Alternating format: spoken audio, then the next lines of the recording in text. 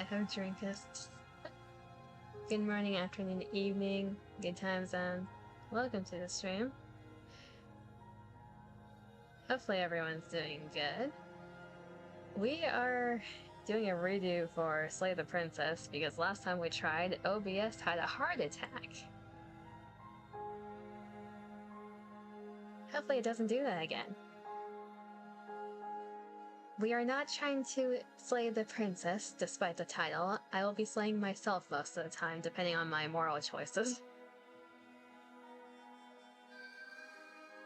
For those of you who do not know this game, a few content warnings. There will be gaslighting, there will be manipulating, there will be blood, depending on the route. There are a lot of... how do I put it? Mentally unstable themes. There'll be a lot of those. It is labeled as a psychological horror for the most part. I do know what scenes have gore in it, so I will say it beforehand. This is one of my favorite games to watch. Note, I don't remember what choices lead to what, so that'll be completely based off of my own morals. There's like a giant ass decision tree connected to this game that changes what endings you get, what morals. And whenever someone plays this game, it reveals what morals they have, unless they're like doing a bit throughout the whole thing. Some people try to do like the worst moral choices they can. Some people try to do like the pacifist route. I'm just gonna be doing what I feel like. So it might reveal a few things about me, we'll see. In terms of updates, tomorrow's stream will be Nika. We will be pulling for Jill. Asterix, do not pull for Jill if you're not a collector. She's not worth it. So besides that, I think everything else I mentioned on Tuesday, then I'll mention again tomorrow. Frankly speaking, I just want to jump into this game, and we got the funny intro screen. I was not trying to do that.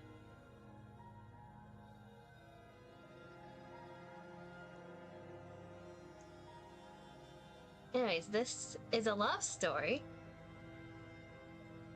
Just want to remind everyone that this is a love story. I do wonder though, has anyone in chat played this game? Or has anyone in chat seen this game?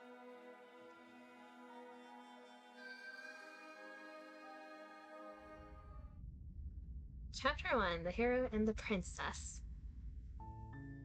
You're on a path in the woods, and at the end of that path is a cabin. And in the basement of that cabin is a princess.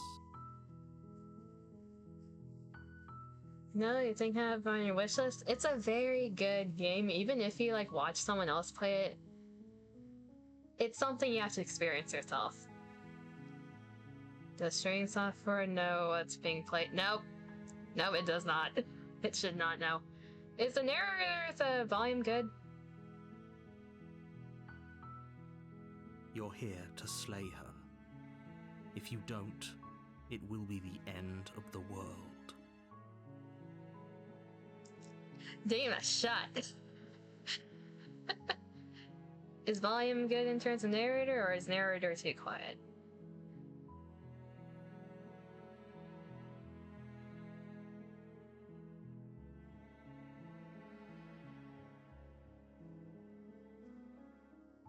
I don't think I can replay. Narrator probably needs to be a little louder. Let's do that. Just delete it. Okay, narrator wants us to murder someone. You can't hear Narrator was soft.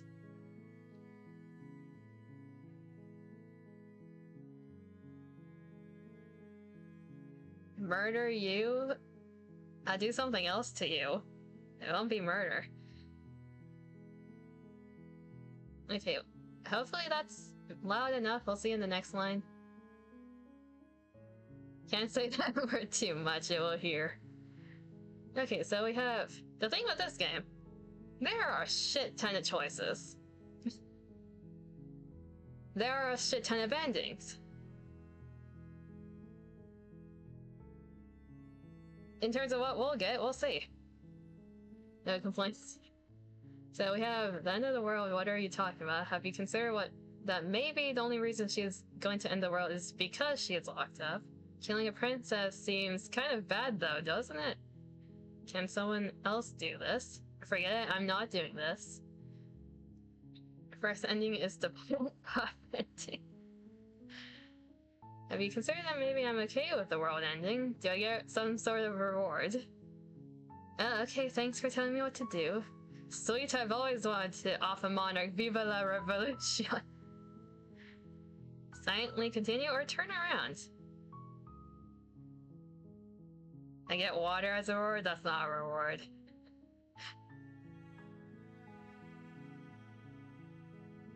Let's try to reason with the narrator. Have you considered that maybe the only reason she's going to end the world is because she's locked up? While I appreciate the mental exercise, we are running up against a bit of a ticking clock. Is that a better volume for him? I feel like he needs to be a little bit louder. Otherwise, just yell to the software. Nevertheless, let me assure you, the princess is locked up because she's dangerous. She is not dangerous because she's locked up. Good. Okay. And before you decide to waste even more of our time by asking how I know that, let me suggest a more pragmatic lens through which to view this situation. Okay, show me the pragmatic lens, narrator. Causality doesn't matter here, because the end result is the same no matter what led us up to this point. If the princess leaves the cabin, the world will end, and there is no changing that. It's no use arguing semantics over a metaphorical chicken or egg, because the egg is hatched and it's about to ruin everything. Handpuff of Instakill thing. Imagine the princess was a biscuit. Unless, of course, you do your job and slay her. Okay. Let's see here. Have you considered that maybe I'm okay with the world ending? Of course I haven't. Why would I even consider that? Nobody wants the world to end. You sure about that? I mean, humanity is kind of screwed up in the head sometimes.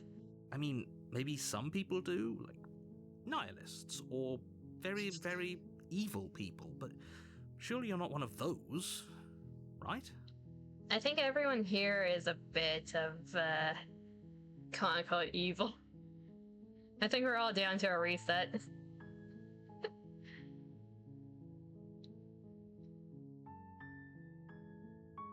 Can't someone else do this? Unfortunately, you're the only one who can pull this off. I don't make the rules. I wish I did, but I don't. You have 100 points. Yeah, who should I get? Naga, Leader, or Alice? So, you already have Leader, right? Naga is like one of the best burst 2s. Alice is a pinpoint DPS sniper, so if you want like a support that'll carry you until endgame, Naga. If you are lacking DPS and Alice, either way you're gonna get all of them eventually is the idea.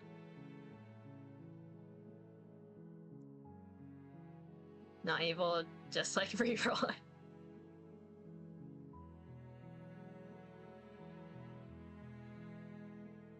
Do I get a reward for doing this? Yes, but you'll have to slay her before you get it. But what is a narrator? Yeah, you're not telling me. Can you tell me what my prize is going to be before doing a good job? It's a secret, but I think you'll like it. It's a special reward, just for you. And whatever you think it might be, I can promise you it's going to be even better than your wildest imagination. Sure about that? Killing a princess seems kind of bad though, doesn't it? Does it? Are you a monarchist? Is slaying a princess that much worse than slaying a fisherman or a miller or a seamstress? If anything, slaying a princess is much better than slaying a seamstress. Seamstresses contribute something of value to society. A canary just called the princess useless. 2 whole liters of water instead of 1. There is definitely British. Okay, now we only have these options. The end of the world, what are we talking about? I'm talking about the end of everything as we know it. No more birds, no more trees, and perhaps most problematically of all, no more people. You have to put an end to her. No more people doesn't seem like that much of a problem. People are usually the issue. No, we have more options now. People are overrated. How can a princess locked away in a basement in the world? Don't linger on the specifics. You have a job to do here. Just get in there and do what needs to be done. We're all counting on you. I will say though, the amount of dialogue lines this game has is insane.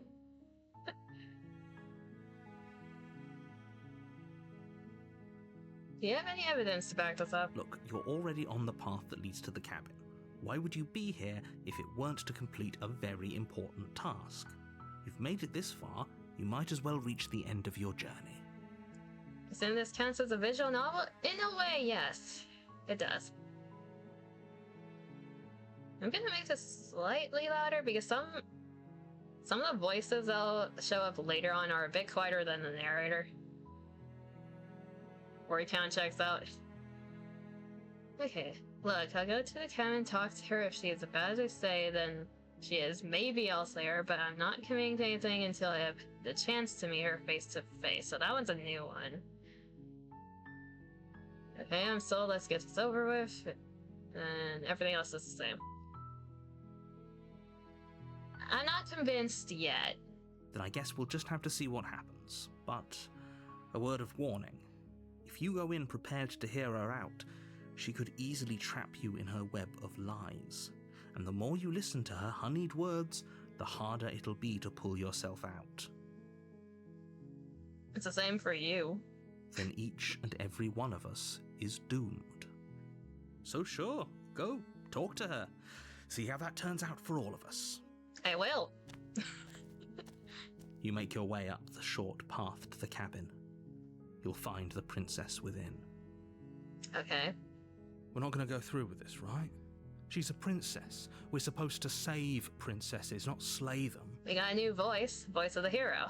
I know it's a voice in your head, but Imaginary is literally just you guy reading. We're gonna have a lot of voices in our head. Which is ironic for me, because I don't have inner monologue. Ignore him. He doesn't know what he's talking about.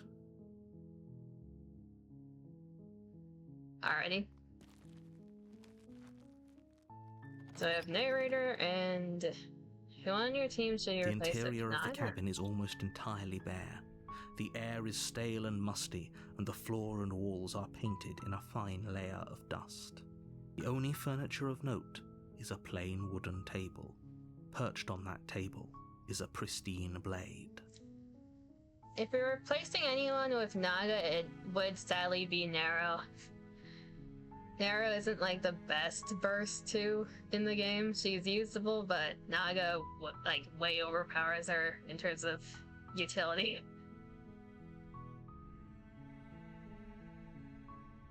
The cat gets the rest. A few voices is never bad. Are you sure about that? The blade is your implement. You'll need it if you want to do this right. But what if I don't take the blade? Because here's the logic. Would you want to talk to someone that you don't know that suddenly showed up and they're just holding a knife. Would you want to talk to them? That's psychological abuse. Remember, British.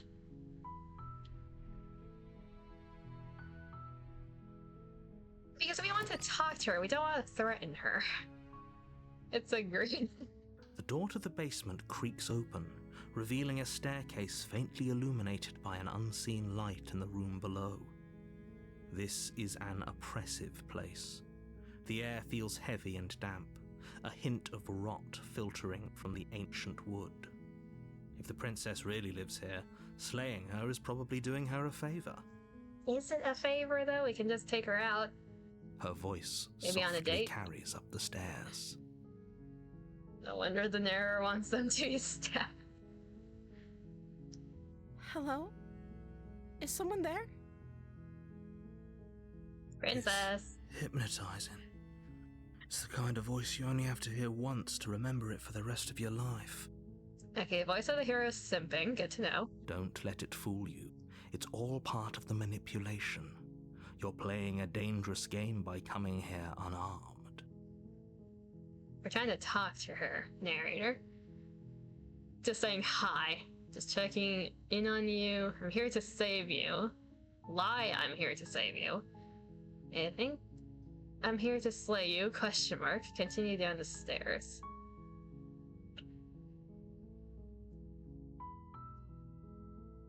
I'm here to save you, princess. How many times do I have to tell you how dangerous letting her out of here would be before it finally sinks in?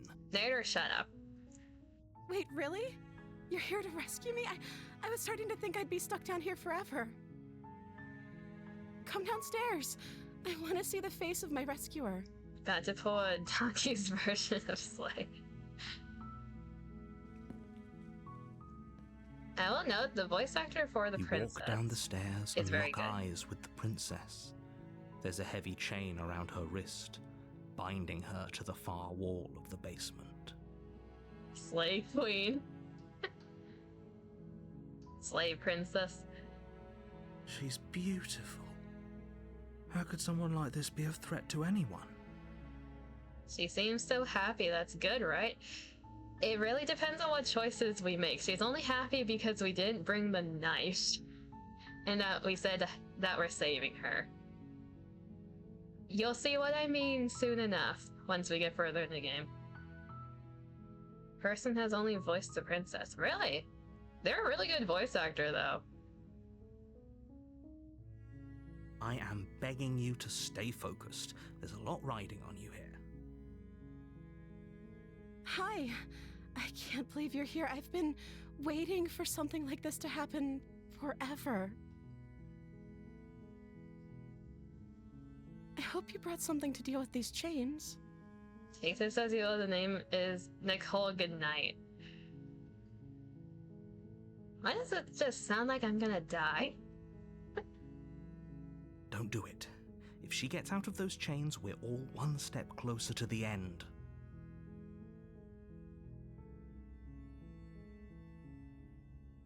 Okay, we either are skeptical or we try to help her. We came down here saying that we're here to save her, so we're gonna lean into that choice. The world ends and we get laid. What's the downside? Exactly. I'll see what I can do. Examine the chains. You're only making this more difficult. Shut up, narrator. Thank you. Thank you.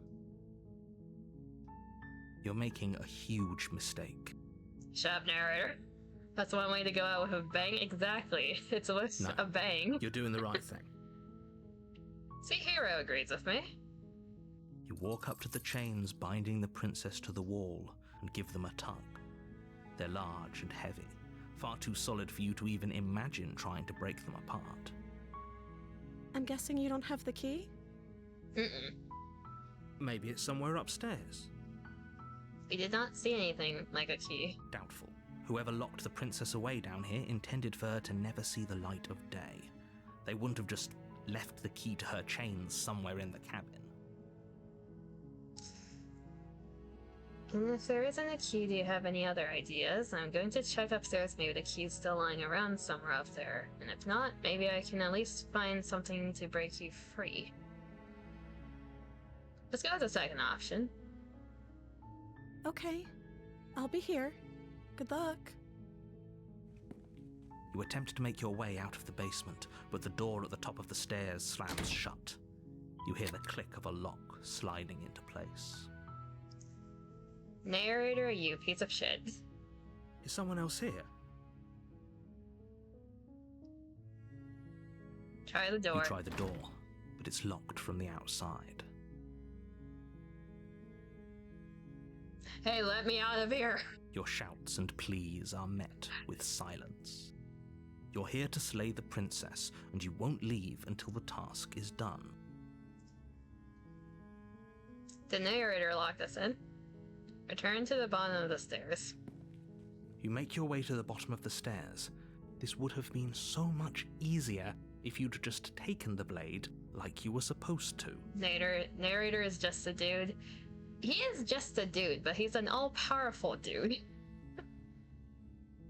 Easier for whom? Easier for everyone. Look at the mess you're in. He's a dick. Hey, narrator, I don't consider this a mess. We're with a princess. It could be worse. I heard the door slam. They locked you down here too, didn't they? Yep. There's a slight panic rising in the princess's voice. If I could just get out of these chains, I know we could force our way out of here together. She barely hesitates before raising her arm to her mouth, her teeth tearing through her limb with the determination of a trapped wolf.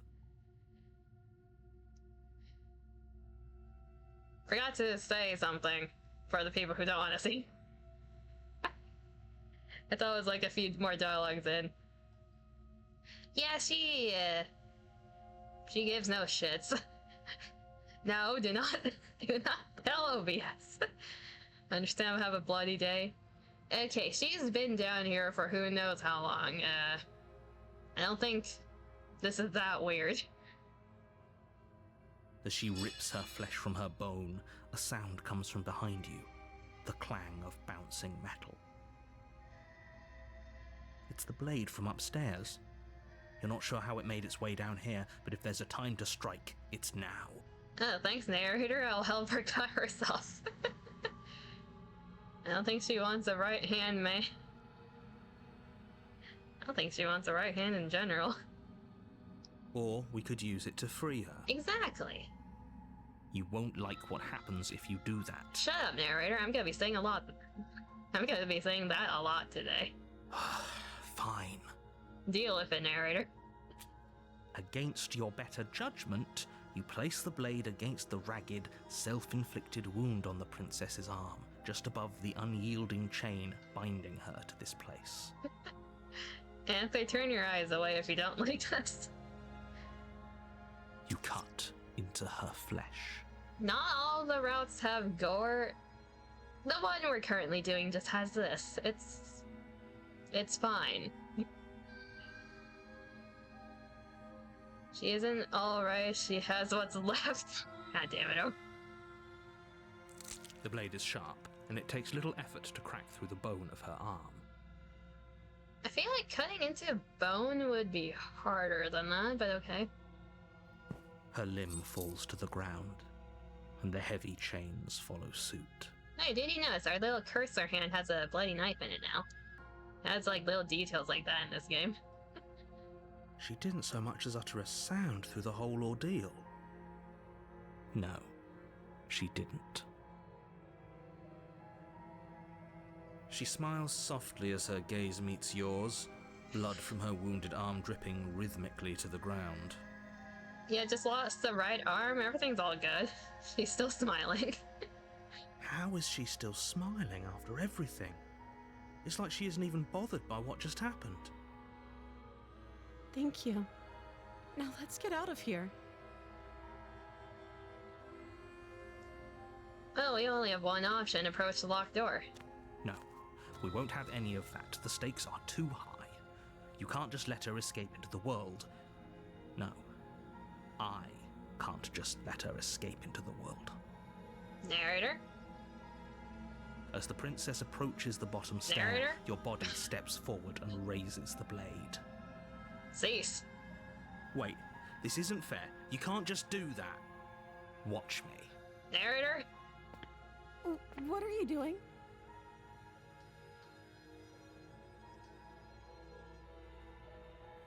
We will warn her. Stop that. No, you stop that, narrator. Something's come over you, hasn't it?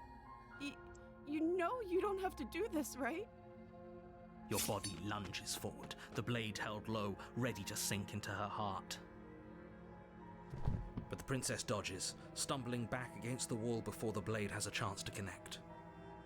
Stop it. Stop trying to resist me. I'm trying to get you out of here alive.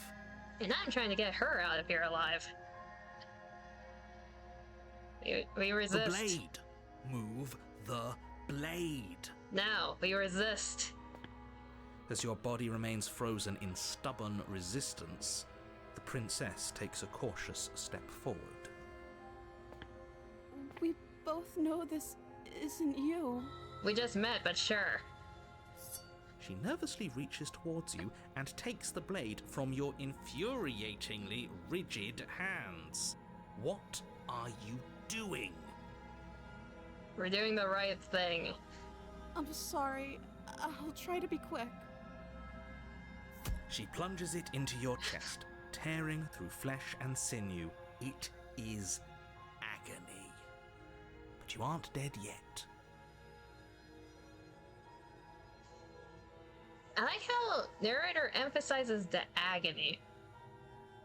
He really wants us to feel pain right now. Oh no, I'm so sorry. Stay strong. We can tough it out until it's done. For her sake. You missed the vital artery, just try again. For her sake? Don't you start pretending that dying a painful death is some sort of heroic gesture. The two of you have literally doomed everyone. Do you think I care, narrator? She missed the roll. She got a nat 1. Whatever. She sinks the blade into your chest again and again and again, and you feel every inch of burning pain that slices its way into your body. Yeah, just keep trying. I'm sorry. You'll get the vital organ eventually. She doesn't know how to use a knife, does she? No. Apparently not, though it doesn't matter how sloppy her blade work is, does it? A stab wound is still a stab wound, and it won't be long before you bleed out. I'm so sorry. With one last thrust of the knife, your legs give out beneath you. You collapse to the floor, your blood pooling around you, your limbs unresponsive. The princess stares down at your ruined chest as tears carve rivulets of pink down her blood-spattered cheeks. She would have made a good surgeon, so I'm missing all the vitals. A true Brit. Hey, I put the patch notes as I will die for her for a reason. We're gonna be dying a lot today. It can't just end like this, right? Eh. Oh, that's rich coming from you. As much as I'd prefer for things to have gone differently, I can't deny the reality of what's happened. The two of you made your choice. It's over. Hey, this is a love story. I did it for her. Everything goes dark, and you die. Alright, I'll see you on the other side. Chapter 2, The Damsel. You're on a path in the woods, and at the end of that path is a cabin. And in the basement of that cabin is a princess. Something bleeding heart. You're here to slay her. If you don't, it will be the end of the world. The narrator has a bit of amnesia right now, it's fine. Because we have different dialogue options now. I'm getting a terrible sense of deja vu. Wait, hasn't this already happened? Okay, no. But I died, what am I doing here? Oh, you bastard, you're in for a now I'm wise to your tricks. Or just proceed to cabin and turn around. I'm getting a terrible sense of deja vu right now. A terrible sense of deja vu? No, you don't have that. This is the first time either of us have been here. You sure about that? If he doesn't remember what happened, then maybe it's best to keep it that way. The hero's still with us. Yes, he didn't approve of us last time, did he? If we're going to save our beloved, we'll have to be sneaky about it. We have gained the voice of the smitten.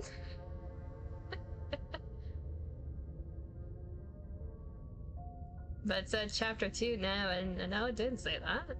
We're in chapter 1. Our beloved?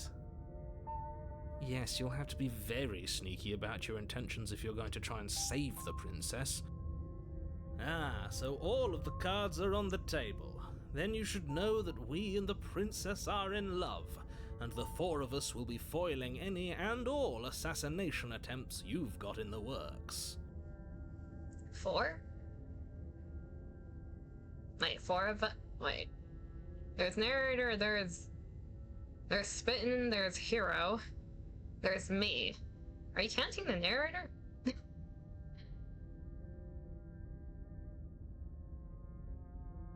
Wait, why are you counting the narrator?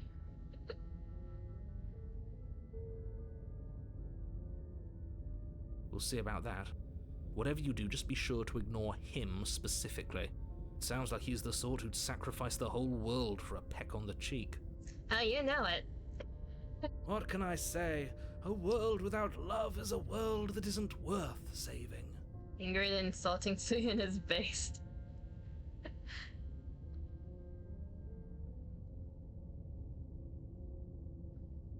This is more than just deja vu, though. I'm pretty sure this whole thing literally just happened. We could go back and forth on this forever, and it won't get you any closer to doing your job and saving the world. So let's just agree to disagree. Understood, narrator. Let's assume I'm telling the truth, and all this really did already happen. Why should I listen to you? Why should I bother doing anything? Those are two very different questions, but fine, I'll indulge you if that's what it takes to get you moving. Water. Hold that thought for a second, narrator. I need to hydrate. And turn into a demonic cat.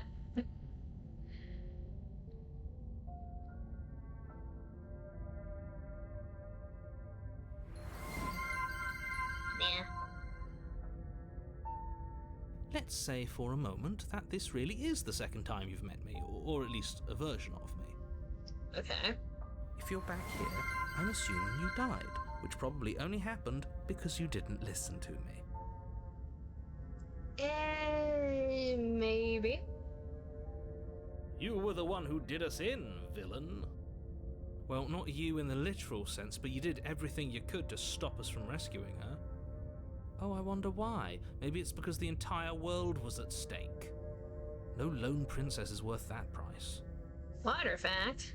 The theatrical genre of aqua drama that was popular in the 19th century France, England, and the United States involved flooding the arenas of circuses for recreations of major naval conflicts and similar iconic events. Some venues participated in such a great extent in this once popular form as to install permanent water tanks on stage.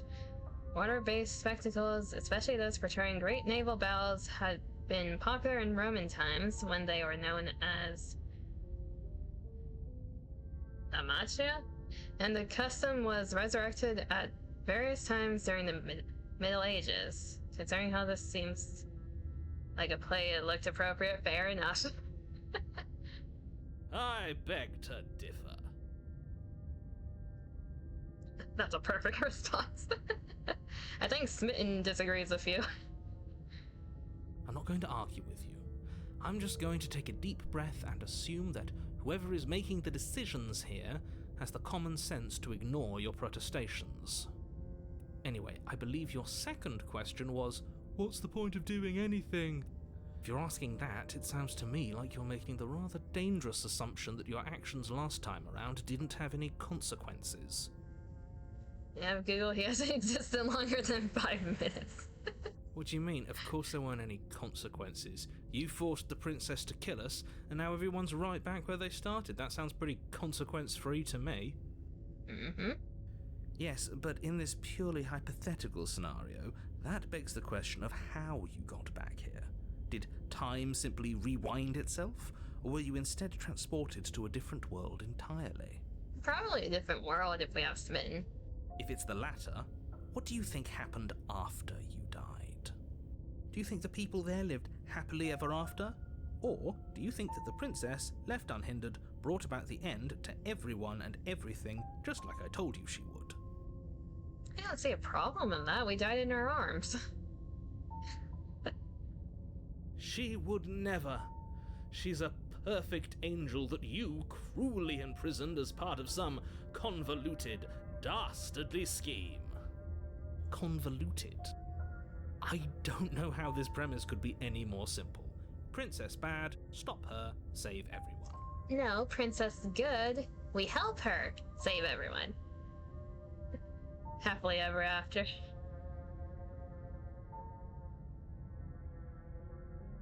I'm of them. I'm going to find a way to save her from that cabin. Mm-hmm. That's right, you can't stop all of us. We're going to sweep her off her feet if it's the last thing anyone does. Are these really the sorts of people you'd like to align yourself with? Mm-hmm. You're not at the cabin yet. You still have plenty of time to reflect on the situation. I just hope for all our sakes that you make the right call. Probably not. At least not from your opinion. Let's talk about this princess. Just be quick about it. Fine. The only reason she was even able to kill me last time was because I let her. She could barely hold a knife. How is she supposed to end the world? She just can. Believe me, I wish I could tell you more, but you'll just have to trust that what I'm saying is true, and I don't that, trust despite you. it all, you're fully up to the task that's been given to you. Now here's the problem. I don't trust you, and that sounds like A-class gaslight manipulation bullshit. Maybe it's her beauty that threatens the world. Sure, it's her beauty. Why not? And before you ask, no, we can't just keep her down there. If you don't slay her, she's going to find a way out. It's unfortunate, I know, but it's just the way it is. At the very least, an error can possess you, that is true. We can somewhat resist. We locked her in that basement. What is this place? People locked her in that basement, and I told you what this place is. It's a path in the woods. Don't overcomplicate things. I rather overcomplicate things. If people locked her away, why couldn't they slay her? Why is this falling onto me? Look, I'm not supposed to say this, but it's because you're special. You're the only person capable of doing this. Call it a prophecy, if that helps, but it's just the way things are. I disagree with that. Oh, I didn't know we were special. Hero. Of course you're special. Why else would you be here? Calling us special isn't going to make us friends, even if it did feel nice. Did it? I took it as an insult. If they said that, oh, I'm special. Oh, believe me, the last thing I want is for you and I to be friends. But I'm a professional, and I'm not going to let my dislike for you get in the way of helping you save the world. Oh, you don't want to be my friend and you want me to trust you? Hey. What do you mean I'm very special? What do you mean by that? We're all special, yay. You're being cagey. What aren't you telling me? I've told you everything you need to know. Going into more detail would just overcomplicate an otherwise very simple situation and make your job more difficult. Not to sound like a broken record, but the less you know about her, the better things will go for all of us. I know it sounds like I'm hiding something, but you're just going to have to take me at my word. That's all? Great. Now, if you don't mind, the whole world is waiting with bated breath for you to save it from ruin. The whole world seems to be you, currently speaking. It's the middle of the night, overthinking into delusion is the only right answer. Exactly. Imagine we just say all that, it's like, nah, we're out of here. Okay, we're gonna try talking to her again. We have another voice with warning, us. before you go any further. Yeah, we went over this. She will lie, she will cheat, and she will do everything in her power to stop you from slaying her. Don't believe a word she says. We already told you we're not playing along with your little game. It's your lies that can't be trusted.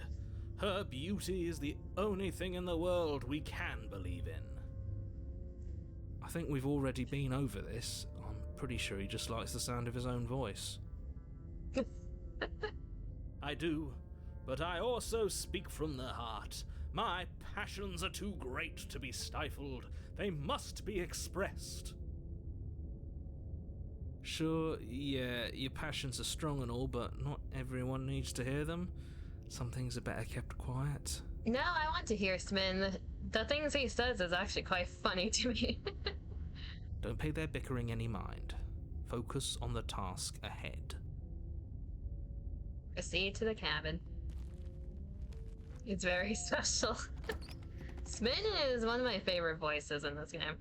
The interior of the cabin is clean and elegant, its stone walls draped in fine threaded tapestries, a prison befitting a royal prisoner. The only furniture of note is an ornate wooden table with a pristine blade perched on its edge. As a reminder, this is supposed to be a cabin. Drake is certainly a personality, also narrator shut. Drake is an interesting character, indeed. So we're in a castle now. The blade is your implement. You'll need it if you want to do this right. Say, Drake. Okay, so, you didn't say anything about the mirror on the wall. That's because there isn't a mirror.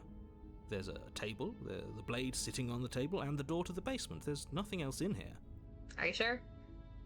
There's definitely a mirror. There isn't. There is. I'm sure the princess would tell us there was a mirror if she were up here. In which case she'd be lying to you because, again, there isn't a mirror.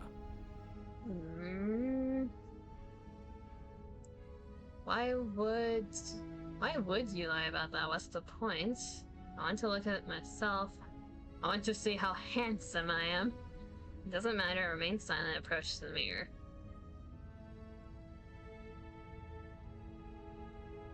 Why would you lie about that? Exactly. Why would I lie about something so meaningless? What good would a mirror even do? That you waste time preening yourself instead of doing what needs to be done? This kind of is different than last time. Very different. Is it? I can't say I was paying much attention to the scenery last time around.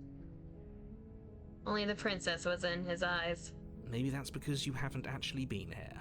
I hope this means you'll finally drop that ridiculous past life nonsense. You haven't died, and you certainly haven't been killed by the princess. I got to look good before presenting yourself to the princess? Exactly. So focus up. Stop letting yourself get distracted. Yeah, I think we're gonna look in the mirror. You walk up to the wall next to the basement door. It's a wall. There isn't much to see here. This really isn't funny. You reach forward and rub your hand against the cabin wall. I hope you know how ridiculous you look right now. But it was there a second ago. And now it's gone. Pity. We could have a feather out of place and now we'll never know. We can't gallantly sweep her off her feet if we have a feather out of place. So now we are not human. We have a reptile type of hand, and according to them, we have feathers.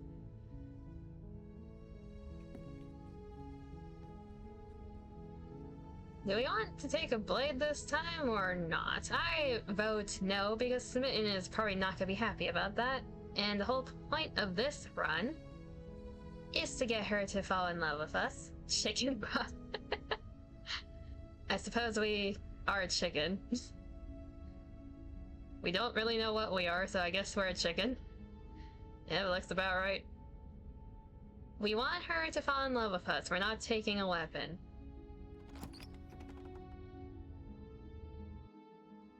The door to the basement creaks open, revealing an intricate stairwell. Gold-trimmed carpet glimmers in the light of the torches positioned along the walls. The basement almost seems welcoming in the dim firelight. But it's still a stone basement. If the princess lives here, slaying her is probably doing her a favor. I disagree. A soft voice carries up the stairs. Hello? Is someone there? Her voice is more timid this time around. Her voice. It's somehow even more beautiful than last time. I can hear wedding bells already. Okay, hold up, Smin. We need to take her on a date first. I've held my tongue till now, but you're taking this a little too far. We barely even know the princess. We can still do right by her without all this over-the-top fawning. Yes, for everyone's sake, you're not in love. Yet. Just remember that her charms are all part of the manipulation. Just like the stairs, y'all jumping a few steps. The only one that I feel You walk down the manipulated by is stairs and narrator. lock eyes with the princess. There's a heavy chain around her wrist, binding her to the far wall. My love, we're here to rescue you from your unjust and foul imprisonment. She looks a little different. Couldn't say why. You know she can't hear you, right? She may not be able to hear my words, but surely she can hear my spirit. He's trying his best. Oh, your spirit's plenty loud, all right. It's you, my dashing hero. I was so worried you wouldn't come back. Did you hear that? She said we're dashing. And she called us a hero. Flattery really goes a long way with the two of you, doesn't it? Mm-hmm. Waiting for you to come back. I didn't want to believe your ravings back in the woods, but this is next to incontrovertible evidence. You've been here before. And now you're believing us. That's right, villain, and you killed us. Well, she killed us. Only because he made us try and kill her. It was self-defense. Our beloved's hands remain unstained by cruelty. And you've died before. So an entire world has been damned to oblivion. I'd really hoped I'd be the first, but what's done is done. What matters is you have a chance to do it right this time. The stick the narrator has stuck up his ass, yeah. It's pretty deep in there. Also, I hoped he'd be the first, so he knows that other worlds exist. He's not telling us a lot of shit. Now, hold on. If she actually ended a world, are you sure we want to do this? Are you sure we want to rescue her? Something is stuck up there, probably a knife. Would explain why he's being such a pain. Technicalities. You killed me last time and I hurt a lot. Why did you do that? We already have a reason for that. I didn't bring a knife. Do I have to cut you out again? What happened after I died? I have to ask, did you end the world after you killed me back there? Pretty sure our character wants to stick something in her. Smitten does, okay? Hero is trying to be reasonable, and I just want to take her out on a date.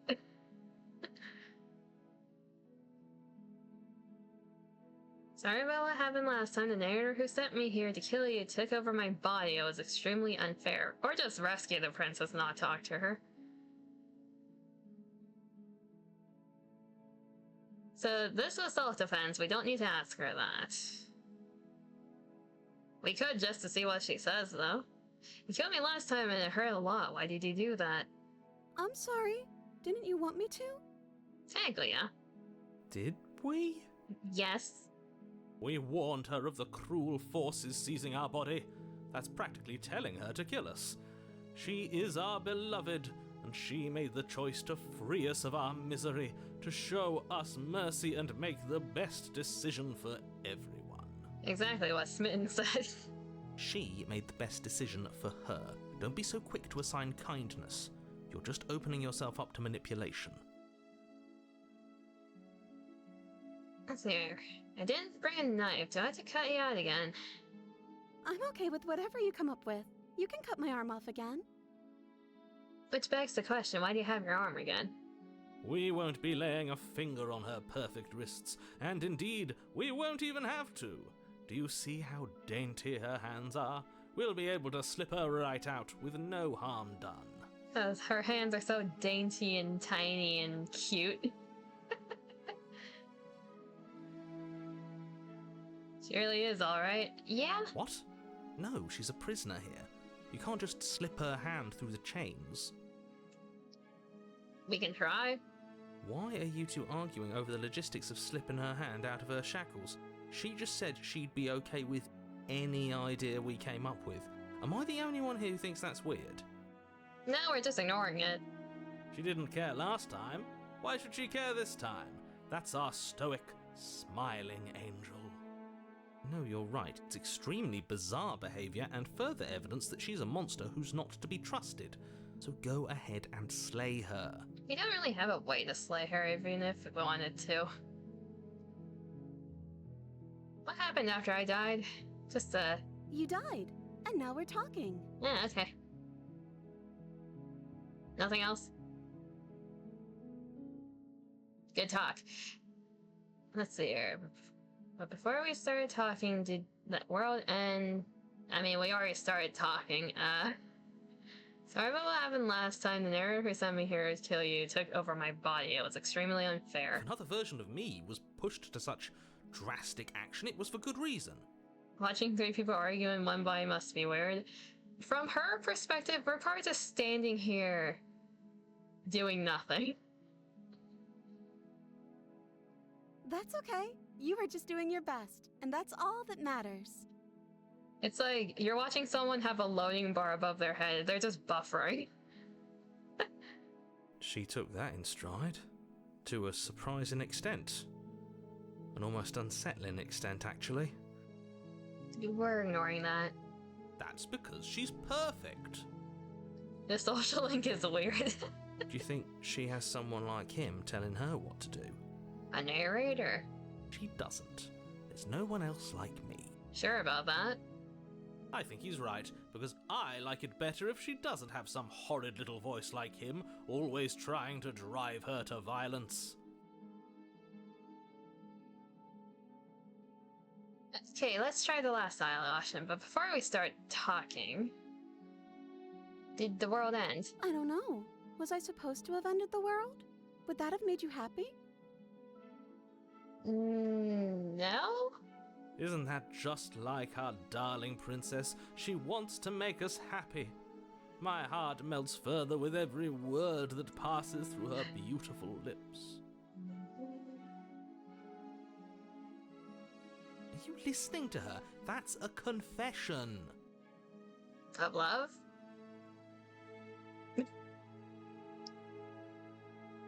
I have no feelings one way or the other about the world ending. Honestly, the world sucks. People are a plague, and I hope you brought a slow and painful ruin to them all. That is a mood. And I kind of agree with it. I can't believe that the fate of the entire world has been left in the hands of a misanthrope. Shut up, narrator. Lucky for you, I did destroy the world. I destroyed all of it and made it awful for everyone. Ah, perfect. It was one cycle, damn. I'd point out that she just admitted to obliterating the entire world, but I guess that wouldn't actually move you. Oh, it moves me. Whatever we do next, we should do our best to not let her out. But have you seen her angelic face? She should get a pass. She just wanted to make us happy.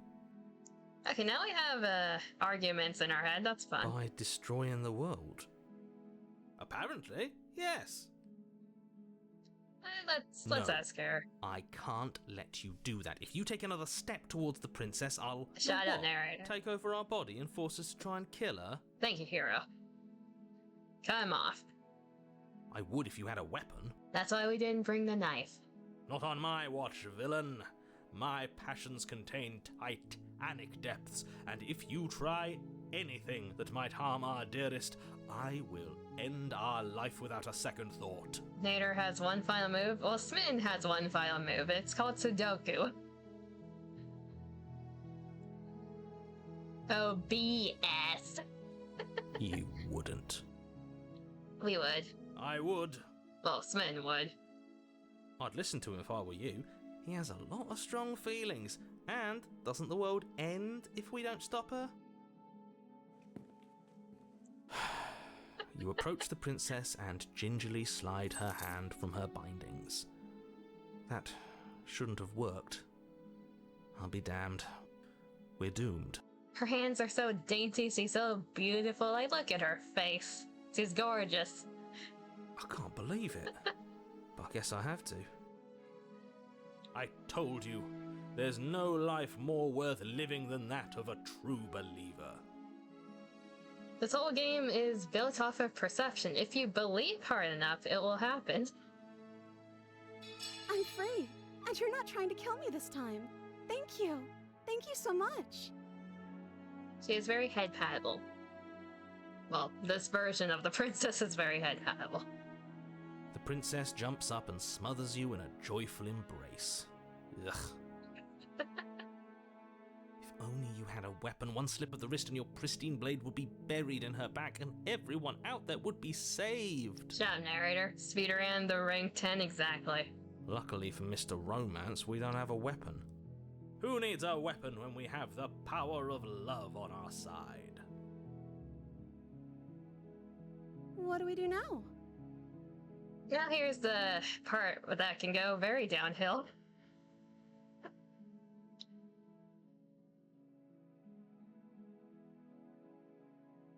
So either we leave and then we have our whole lives to figure out what we want to do next, or we ask her. You have attained Alice from Alice Diary. Oh yeah, that is a thing for newer players. Okay, you have Alice too. Alice will carry you in basically any boss. One of the best burst 3s DPS for early game to mid game and even late game. Okay, so do we want to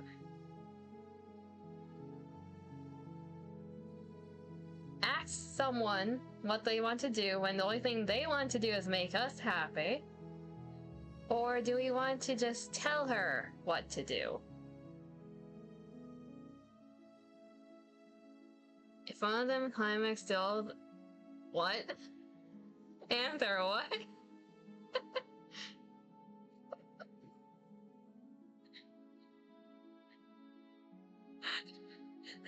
Anther, what the heck? Are you saying if Smitten has, like, a mental climax, does everyone else feel it? Only one way to find out! Okay, or has flipped a coin, it is on tails, which means the second option. We'll go with the coin flip. I was leaning towards this. The Explorer route has a very interesting effect on her. I'll say that. We might do that again if we come back around. Because I do want to show like every route possible in this game at some point. Narrator must experience some weird things. That sounds perfect. Where'd the music go? Where'd the music go? The princess takes your hand, the last hopes of the entire world slipping through your fingers as they intertwine with hers. There's a heartbeat sound in the background if you can't hear it. We have each other. We don't need the world for our happy ending. I like to think that you do, actually. No, we don't. Look, I have my doubts, but the choice has been made and this is happening. You don't have to mope about it. The heroes accepted it. It's the world against us, okay? We don't need the world. I will mope about it, because moping is the only recourse you love-blind fools have left me with. Shut up, narrator. You and the princess walk up the stairs hand in hand. Ugh, look at the way she's smiling at you. She doesn't have to be so happy about this. Yeah, she does. And what happens after we walk up the stairs? Let's see. Oh, isn't that interesting? The door slams in your face and the lock clicks. Narrator, you piece of shit. Narrator could have just given in to Smitten, but no, he has to be an ass. Exactly, he's just shut the door on us. That's a familiar move. Did I do that last time? Then you should know that you won't be able to leave. We can try. We have Oh Smitten. no! Did someone lock us in here? That's not fair. We're supposed to leave now. Indeed we are. She's right. It isn't fair. But the unfairnesses of the world are no match for the strength of true love. Enough with this true love nonsense. You just met her. So? Of course you wouldn't understand. Our passions run deeper than anything you have ever known. Are you listening to this? You don't have to go along with the every whim of that delusional voice. But it's fun too. I'm just along for the ride at this point. Exactly.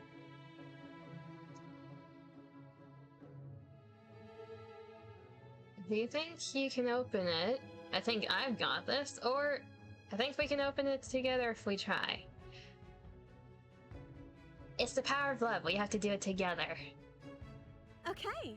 Yeah, let's do it. I will note, from a personal standpoint, I don't like how easily she's agreeing to everything. God damn it, Dima.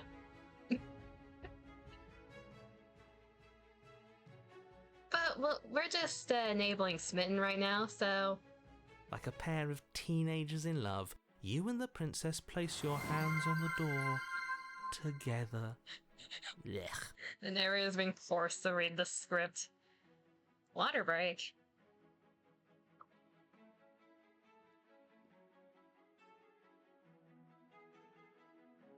And the lock clicks and the door creaks open. Are you kidding me? I told you our love was insurmountable.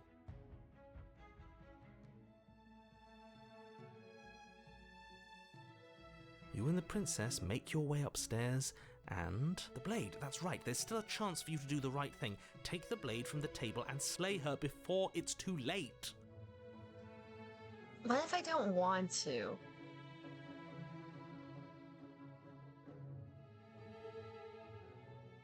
I'd rather not. You're not doing that. You're enjoying this, aren't you?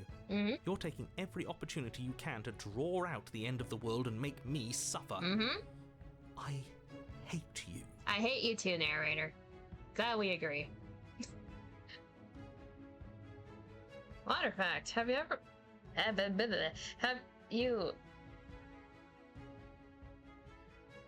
you ever stopped and wondered if water could actually understand and react to what you're thinking or feeling? Sounds a bit out... Why am I... English! English. Sounds a bit out there, maybe, but it's the core idea behind the work of Dr. Masaru Mata, a Japanese researcher. He put forward a claim that water isn't just H2O, but it actually responds to human emotions, words, and intentions. His experiments were quite unique. He'd get samples of water and expose them to different things, such as saying words like love or hate, sticking labels of different messages on the bottles, playing classic tunes or blasting heavy metal, and even directing prayers or positive vibes towards the water. Is this person okay? Then he freezed these samples and examined them under a microscope. What he reported was pretty striking. Water that got the love and gratitude treatment apparently formed beautiful, incredible, and symmetrical ice crystals. But the water exposed to angry words and hateful thoughts, that supposedly ended up looking all distorted. I've heard that, wasn't that bound to be false? I feel like the patterns were caused by something else. The initial post, I think, was in 2008. My question at that point would be, how many, like, external factors were there in the experiment? You know, if her walking out that door is really gonna end the world, can't we all just stay here? Seems like an easy win for everyone. Wager it's the music? It's the most likely cause. That's not how this works. Yes, what he said. That's not how this works. Obviously, we have to leave with her. It's our happy ending. That's Spittin's reward. All we need to be happy is each other. What if we just stay here and build a life together? I don't know about that. Stop it with these interruptions. I already made up my mind. We're leaving. Just ignore them.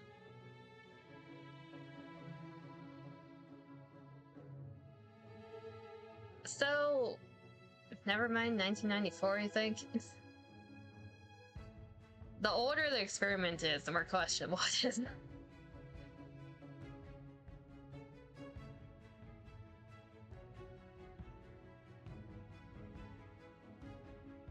So, found the Reddit thread is BS. Oh, there I go, it's bullshit.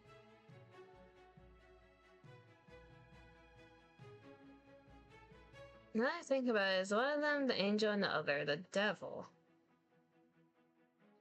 Who are you implying that's the angel and the... like, in terms of the princess and us, or the voices? Especially since it's only one dude.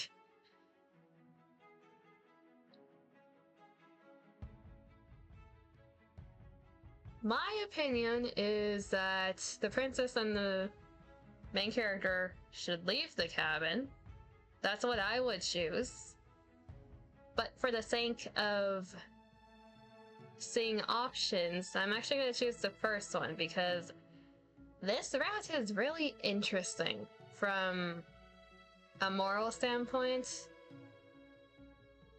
and how the author of this game took it. Part of the assumptions deadass is that water understands words in their voices. Because from the prince's standpoint, if we say this, we are staying in this cabin no matter what. With the assumption that as long as we're together, we're gonna be happy. What a romantic suggestion. You're right. We don't need the world. All we need is each other. We aren't real, just voices in Plant Puff's head. But instead of voices, this twitch. Are you calling me crazy? Am I making all of you guys up? So glad I saw that post before. So Smin's all for the idea of we only need each other. The princess's expression changed a bit. I mean, not doing it technically, it's you. That's exactly what I just suggested.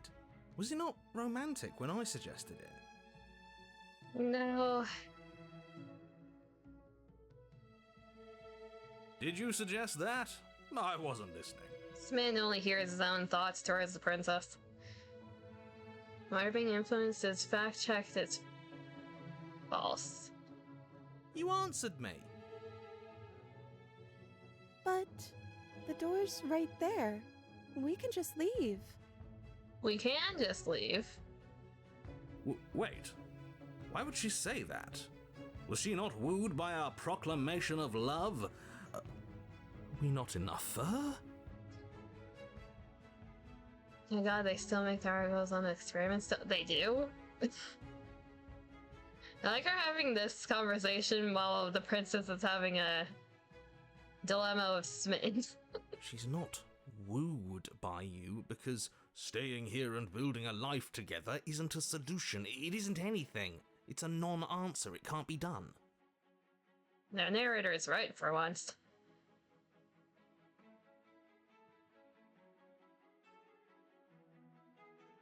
Your nonchalance about the fate of the world has me a bit worried. That's why I want to stay here. Trust me, it'll be better for both of us if we stay. We can be happy here. We just have to want it. Or, you're right, we're leaving. We could be silent.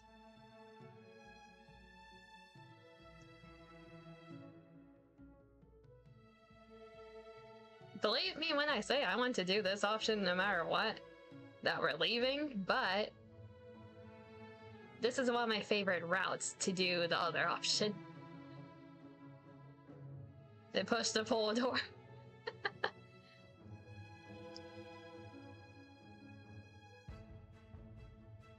The trust me line is so manipulative.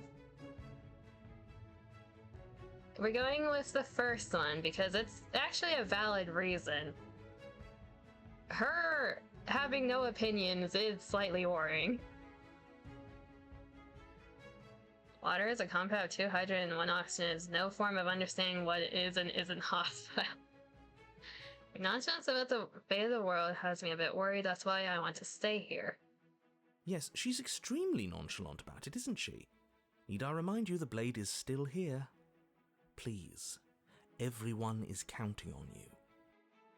Now she's actually worried. Pretty sure different cultures interpret sounds differently, so our opinion is just biased in general. I think it's too late for that. Yeah, it's too late to kill her. We're trying to talk some sense into her at this point. But we would have to be here forever. I don't know you. We have some common sense now. That's progress. This is really what you want, though, isn't it? No, I wouldn't say that. Her eyes dart uncomfortably to the corners of the room. They call BS, but to be fair, there's a culture of people in general whose belief is in human emotions and feelings affecting a greater deal of the things around them. That's true. I guess we could do that. Don't agree with the idea, Princess. You're not supposed to do that. We just regressed again. She doesn't seem happy about this. She's not. But she can't be unhappy about staying with us. Can she? Which is why they keep rocks. She does not love. Okay, here's the thing. Spittin is blinded by love right now. The princess is actually being reasonable, somehow. Hero is reasonable, narrator is just hates everyone, and we're here in the middle. Reverse social link, yeah, we broke it. Good Christ, this guy belongs on White Knight. I don't know. She has a point. She doesn't know us. She needs like a date or two before she falls in love. Which is why I want to take her on a date. Spin, you're skipping a lot of steps right now. No. It has to be him. It has to be this place. If we just made these walls more fitting for a princess, if we just say the right things, if we just showed her the contents of our heart, she'd be happy here. As the voice thinks its thought, your hands raise, fingers pointing towards your chest, and then... What? No, you absolutely do not do that. The reason this is one of my favorite routes, for one, Smitten is one of my favorite voices, and this route is one of the only ones where you can actually turn the narrator onto your own side.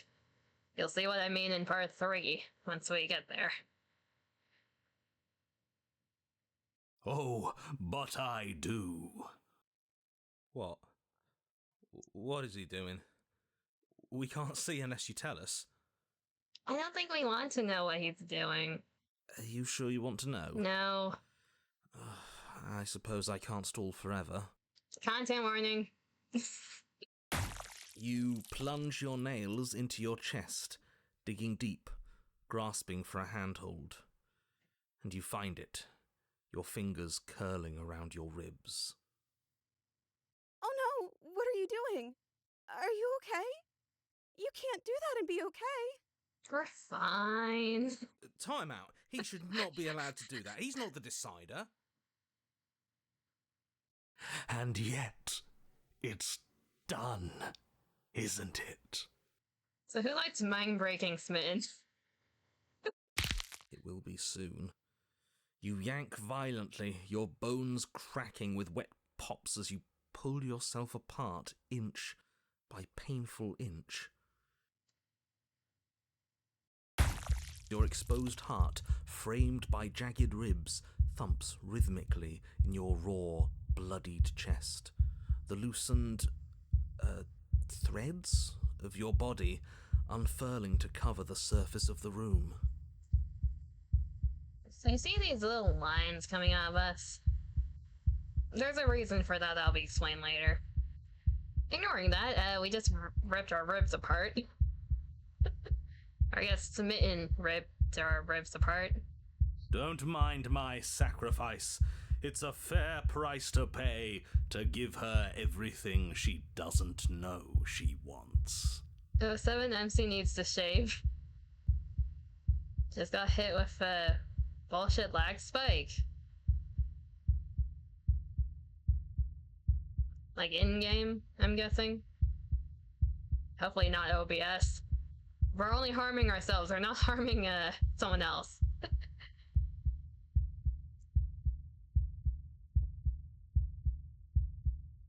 So underlying, fair price to pay to give her everything she doesn't know she wants. At this point, Smitten is a bit mind-broken. We kind of pushed him to his limits. Oh, I see. You're trying to tell me something. Made you get down? Yeah, it's on DVD, I'm guessing.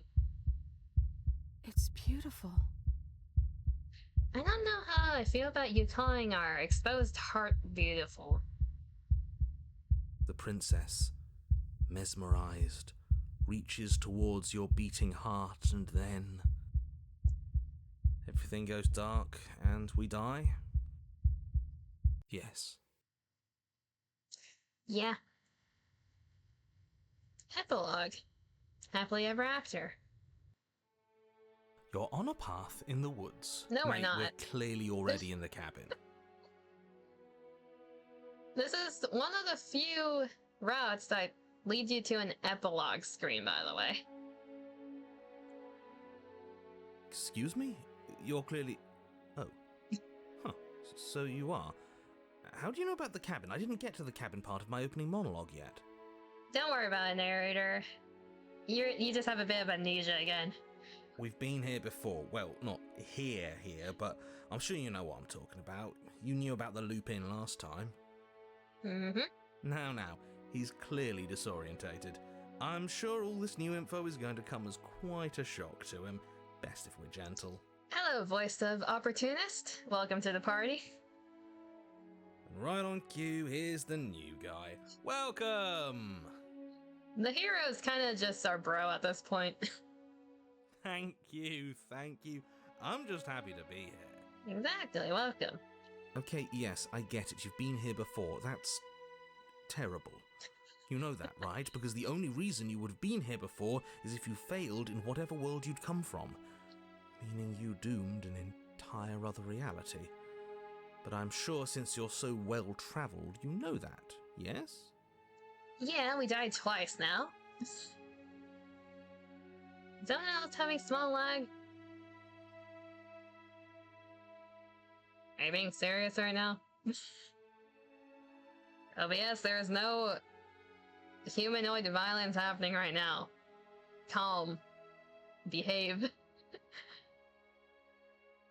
Well, we know that now, thanks to you. We're all so lucky to be stuck with, working with someone so well informed. You can count on us to do things right from here on out. I'm going to describe the room now. Go ahead. The interior of the cabin is vast and regal. High arched windows line the walls, their multicolored glass casting kaleidoscopic patterns across the stone floor.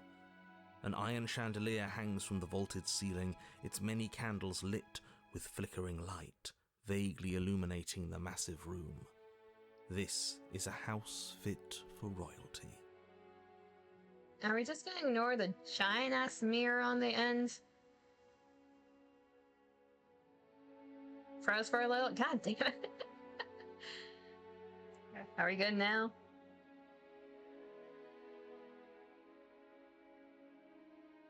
Oh, there are a few dropped frames. How lovely. Seems okay now? Okay, so it didn't like us ripping our own ribs apart. Good to know.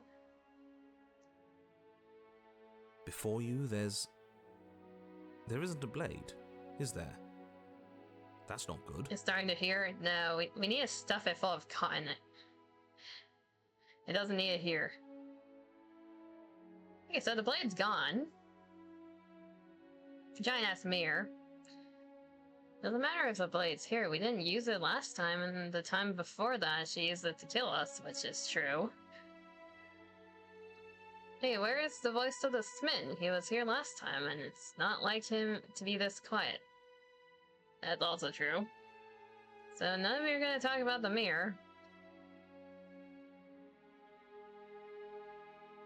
It doesn't matter if the blade's here. Now that is some fine reasoning. Who cares about the blade? I think you're right. We're better off without it. It's not like it's ever been important. It's been important the first time. Of course, the blade's important. It's your implement. You're going to need it if you want to do this right. The fact that you're here, right now, again, means that you have not yet done this right. Has anyone else noticed, the glass painting on the windows is the princess? In more or less than like a... How should I put it? Words are not wording. Worshipful, like goddess depiction. Also, the fact that she's holding the heart that's shattered. Very comforting. But it's not there, is it? We don't even get the choice. So, what are we supposed to do? We love someone who loves themselves. I don't actually know. I'm Most sure of it'll the turn time. up somewhere. It has to. It's part of the whole structure of this place, I think. At the very least, it's important. Okay, so we're smitten. Yeah. He was a bit of a loud one, wasn't he? Is he... okay? We're better off without him, if you ask me. One less opinion we have to contend with. Plus, he's the one who got us into this whole mess. That is true. He's the one that ripped our ribs apart. Is that so? Maybe there is hope for you after all, free from the bad influence of your missing friend. Someone gonna talk about the mirror? What is there to say about it? It's a mirror. It's huge. Is this some sort of a bit? There is no mirror. There's only the stained glass windows, the empty table where your blade should be, and the door to the basement. If I'm being completely honest, I do not see the door to the basement. Oh, my bad. That's why I haven't been talking about it. I see it, just like I saw it last time. Good for you, buddy. You've got a sharp set of eyes on you. Mirror or no mirror, the door to the basement, your only way forward, is just on the other side of the room. How about you walk over there? We're still walking over there if we approach the mirror. You cross the room, stopping just in front of the door to the basement. What is this about that supposed mirror? Just reach forward and fumble around a bit. I'm sure you'll find the handle. Well, shall we have a look at ourselves? Maybe it won't go away this time. Reach forward. You reach forward, your hand instinctively wrapping around the handle. Figures. Mm-hmm. And then you push the door open. Marvellous. We can proceed. Indeed. It would seem that the stairs to the basement don't lead to a basement at all. Rather, they go up. They're draped in fine carpet, too, one that feels pleasantly soft against your feet. Something isn't right here. If the princess lives here, slaying her would probably... no, that doesn't work here at all. This place is nice. It's fancy, even. I have to say, whatever you did in your previous lives, I deeply dislike how much it's thrown me off my rhythm. Don't worry about it, boss. You're doing great. Mm-hmm. I'm not, but I appreciate the encouragement. Well, if all of this has thrown you off your rhythm so much, then maybe we don't have to slay the princess. Shall I return now? Okay. You got this. No, you absolutely Yeah, you do. got this. Just because she lives in a nice house doesn't mean she doesn't pose a direct threat to all of reality. It's in her very nature. Her voice, gentle and warm, with an undercurrent of fatigue, rolls down the stairs. She is tired. We'll find out why. You're home. Dinner's ready. Something about that also sounds like disappointment to me. Because you got things like a warm welcome type thing, but the deadpan, you're home. Something about that's just like what did we do? As much as I desperately want to know what happened last time, we are not going to examine it. The more we think, the worse this gets. That is true. Why are you so on edge? This is much nicer than what we're used to. I'd like to have dinner. Dinner sounds nice. She doesn't sound happy though. Gotta say, I'm with him on this one, boss. When have nice things ever been a problem? They have been. That is the problem. This isn't supposed to be nice, and she's supposed to be a prisoner. I need to stop talking. I need to stop talking. Just go upstairs, okay? Also, she made us dinner. Did we wife her? Is she wife now? Lead up the stairs. This hall, like the one below, is grand and beautiful. Torches bathe the room in warm, comforting light, just enough to illuminate the tapestries along every wall, woven with scenes of chivalry and courtship and romance. The many cloth eyes are fixed on each other, gazes averted from the long table in the centre of the room, the princess seated at its far end. Really did jump a few steps, yeah. Okay, so we got a friend here now. Friend is shown kissing the princess in this one. I think hugging in this one. We got the back hug kiss here. We got the leaning down kiss here. We got another kiss here. This looks a little sus, not gonna lie. And, what looks like a knife around her neck. So this is lovely. Your pristine blade glints in the weak torchlight, hanging from a golden chain around the princess's neck.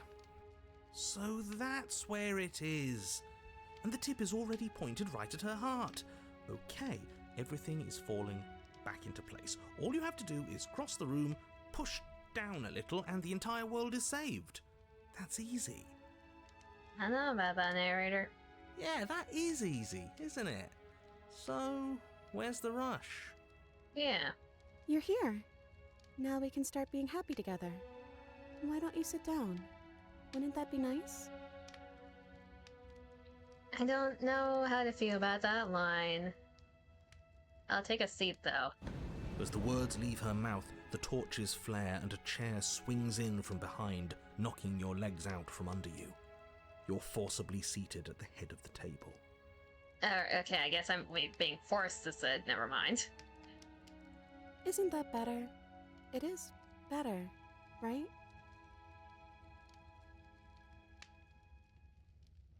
Sure. What is this place we're supposed to do now? You mentioned dinner on the stairs. Excuse me. Get up. Suddenly push yourself from your seat, or... Fuck this, like the princess. Happy woo. Are we happy though? She doesn't seem happy. I don't think we're happy. What is this place? It's our happy ending, just like you asked for. It's everything we're supposed to have ever wanted. Is it?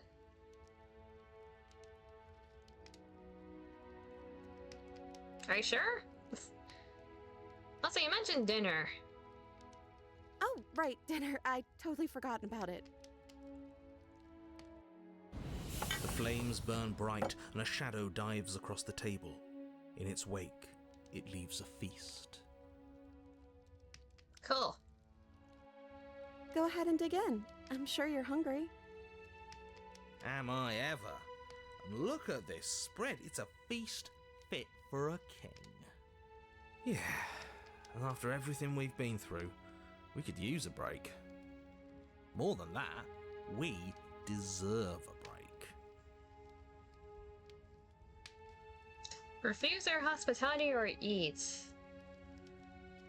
She's trying to be nice to us, we might as well eat. You begin to feast, and the princess follows suit, her soft smile never fading.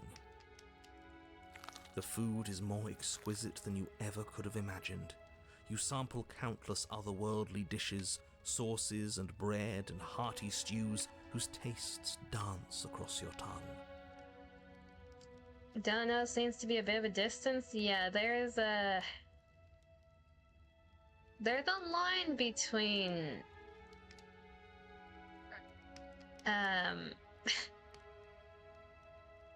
she's just trying to do whatever she can that she thinks will make us happy, but there's a wall in between here. She's very timid towards us. Should have eaten. You tear at hunks of meat practically melting from the bone, juicy and tender, I and don't like this bursting with description. flavors you could scarcely begin to describe.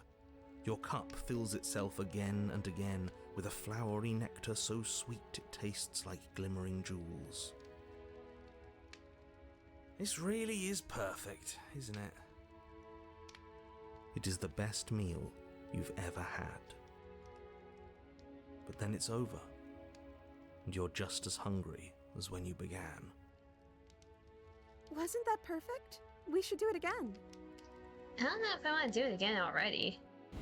The shadow Okay. washes across the table, clearing and replating. The feast is once again laid before you. The food is good. Again, you tear into golden crispy flesh, dab at the slurry of aromatic sauces on your plate with thick crusted bread, sip your goblet of sparkling gems. But you've done this already. A good meal is still a good meal, and we didn't even have to clear the dishes. I'm happy. For now. And then it's over, and you're just as hungry as when you began. You're still hungry too, right? I know this wasn't as good as it was last time, but we just have to do it again. That's all. It'll be perfect if we just do it again. So the shadow sweeps over the table, clearing the old and laying out the new.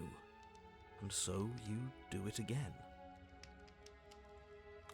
The meat is fine, the bread is fine. You sample the side dishes and they're fine too. You finish your goblet, the Yeah, I'm liquid gonna drink within water. no longer glimmering on your palate, instead leaving your mouth coated in a tacky film. You put it down and it fills again. You do not drink more. Well, food is food, isn't it? Can't always be amazing. What matters is that we don't have to make it. Getting other people to do the hard work always improves the taste. Let that throat. Opportunist, I think, Does it? because it seems like the taste is getting worse. Yeah. And we haven't had to so much as lift a finger. Regardless of quality, it's over again, and you're just as hungry as when you began. Again. No, something was wrong that time. But maybe I was just tasting it wrong. It looks just as good as it did the first time. It shouldn't taste like this. Doing the same thing over and over again without changing. It'll always lead to this. Again, the shadow replaces your feast. And again you eat. That's why variation is important.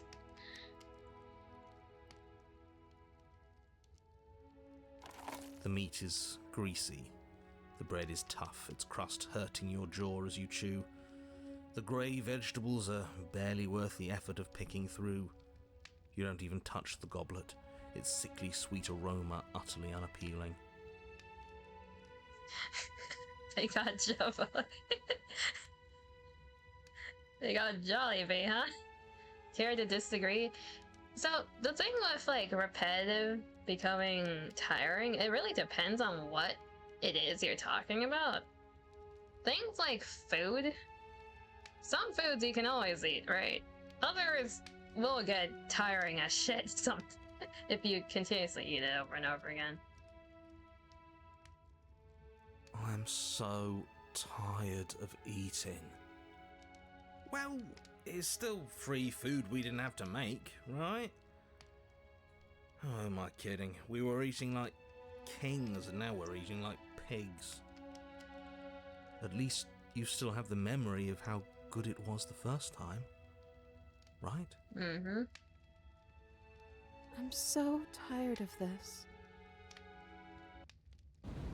As the words leave her mouth, one of the torches on the wall sputters and then goes out entirely. What just happened? Did I do something wrong? No, it's just a situation. Not a fan of whatever just happened. I don't want to sit in the dark. Losers sit in the dark. I want to sit in a brightly lit, spacious room where we can see our beautiful, queenly wife. Okay, yeah, we wiped her. We did skip a few steps. Considering there's only 2 VAs for this game, this would be a really messed up way to break up.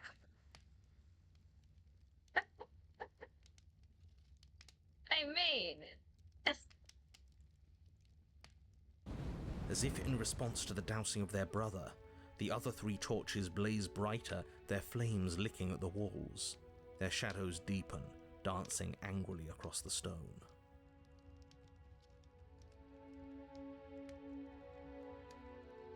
Okay, so, we just ate a meal a few times and now we're tired of shit of it.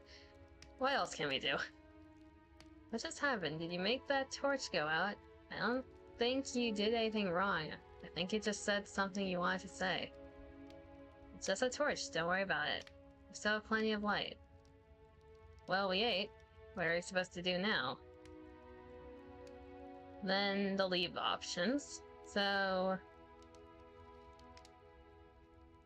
I want to reassure her. I don't think you did anything wrong. I think it just said something you wanted to say. But it was wrong. I took away a piece of our light. I'm not supposed to do that. I don't want him to be upset with me. Him.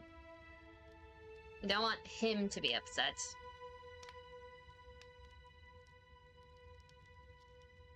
You said he. Who is he? He's the voice that whispers sweet nothings in my ear. I think he made this place for us. Is she talking about a real voice? Like us? But we're at the head of the table. We should be in charge. Is he more powerful than we are?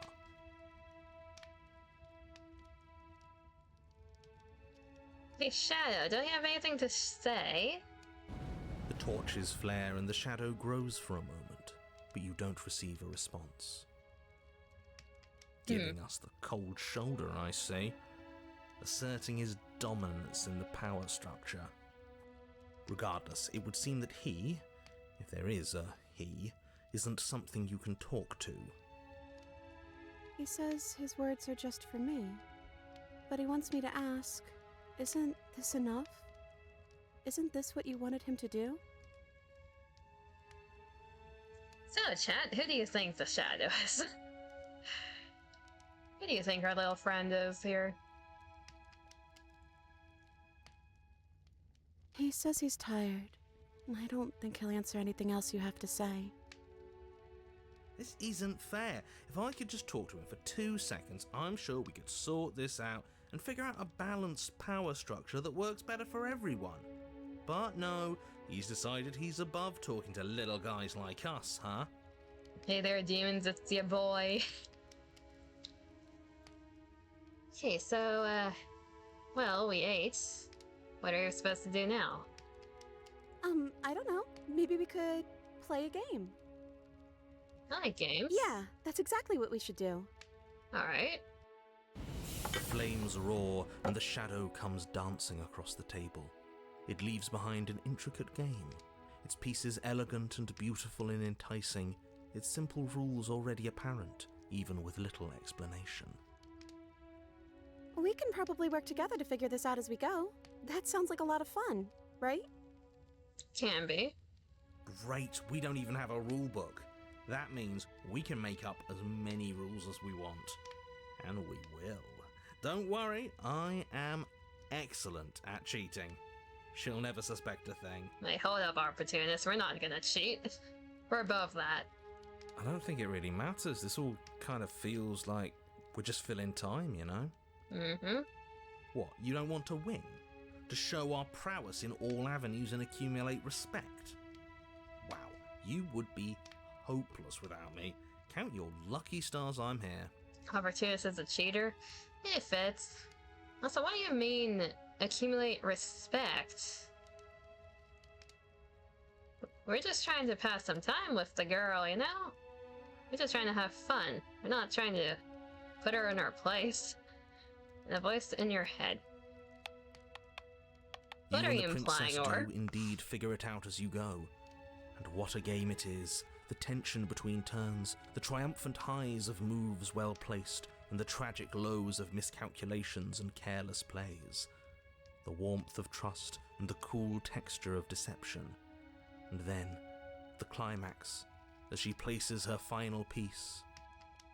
It just mirrors this oddly sensual. Oh, I think we got the rules wrong. What rules? And so you start over. She only made us start over because we were winning. Time passes. You play the game. You win. Boom! And there you have it. What did I tell you? Win a game with the help of the manipulative voice. Achievement get. Manipulate. Gaslight. Oh, you won. I guess we can play again. Time passes. You play the game. She wins. Suddenly playing Yu-Gi-Oh! MC takes one turn and makes it unplayable for the princess. Well, she did the same to us. Oh, I won. I guess we can play again. Grimoire hesitant, princess. There is a long pause, and the board does not reset. This isn't fun anymore, is it? No. Yu-Gi-Oh! GX is about 21 years old.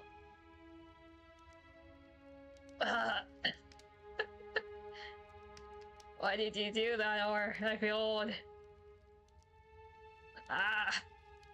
The GX is 21 years old. I watched the original. Oh god. I watched season 0 and the original and like...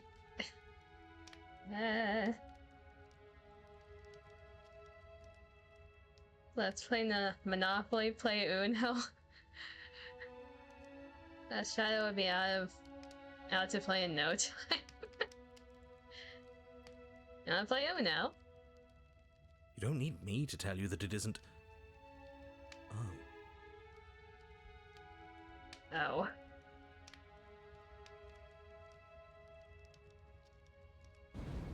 The princess visibly panics as another torch sputters.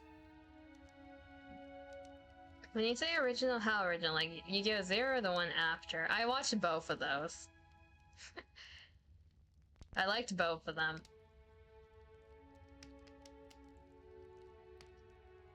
Then GX, 5 Deeds, Zexal. I think it was like Arc V next.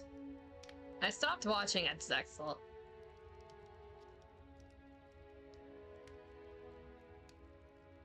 Or have I? You didn't need to give me the year for that. Arc V, then Brains, and whatever came after that. Whatever came after Brains is no longer Yu-Gi-Oh! To the community. The speed dueling that they have in... I forgot what the name is called. It's not Yu-Gi-Oh! Anymore. It's like Pokemon after Ash left. It's not Pokemon anymore. Hooray for being old, yeah. Wait. Maybe this is just too easy. Maybe if we added more rules and pieces, it would be fun again. But speed duels became a thing. Really? You want speed duels? Showtime? Alright.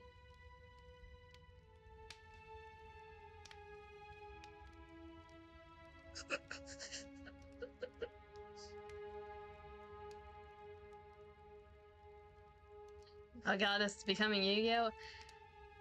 Yeah! Add more rules. Add more cards. Add more places that you can put cards down on the field. Yeah, it's becoming Yu-Gi-Oh! Yeah. The game's just a little simple. We can make it fun again. Do I want the years to the Pokemon games? No? Not really. Because I've played since Red. I'm gonna feel really old then.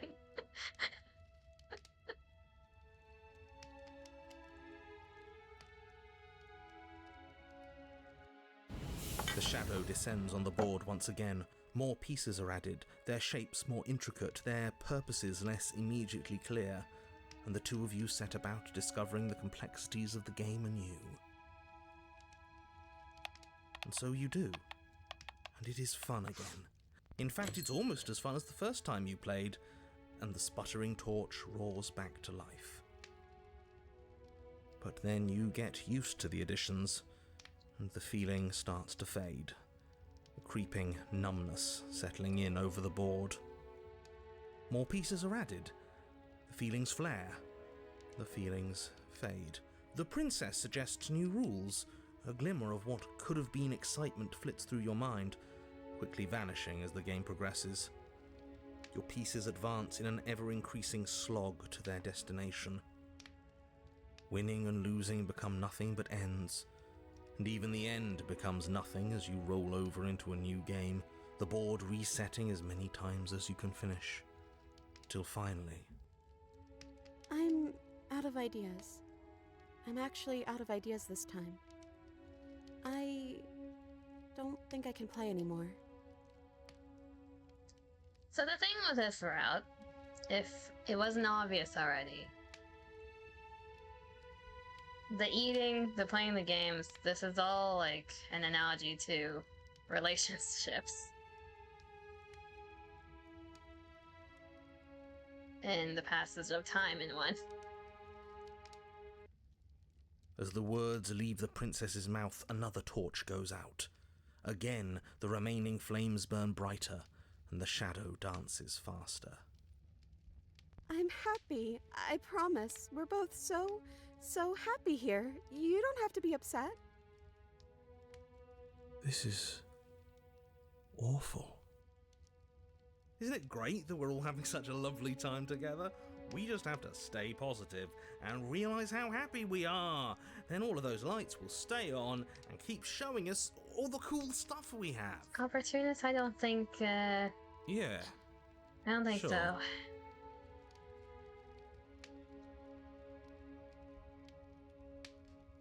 It's just a torch, don't worry about it. We still have plenty of light. This place isn't right. We have to put the rest of them out. We have to get rid of that shadow.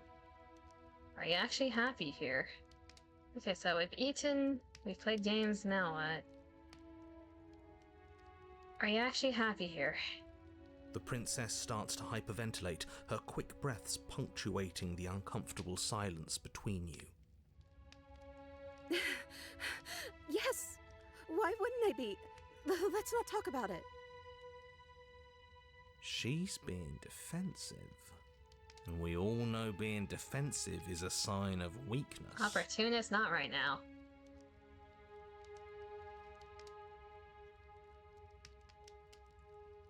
We need the truth. You need to tell me how you really feel. I don't feel anything. I've been there before. You get a head pad, princess. The third torch sputters out. The princess's shadow dances furiously against the far wall. Here's the thing with this route, and why it's one of my favorites. I'll tell you, 1999. God damn it, or. I relate to this route a lot.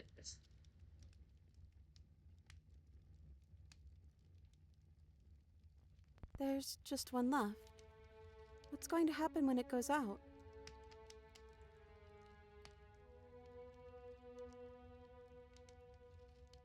What do you think will happen? Don't worry about what's going to happen. If you could do anything in the world, what would it be? What would you choose?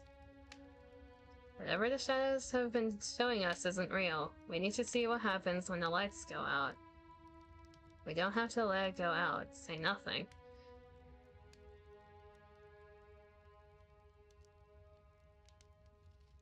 What would you choose? I think I'd like to dance under the stars.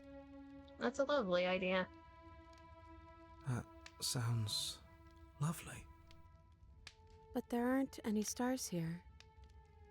I'd have to leave. And that's perfectly fine. As she says that, the shadow rushes forward and tightens its grip on her wrists. Hey, you let go of her. I'm not happy here. I don't think I ever was. And that's perfectly fine.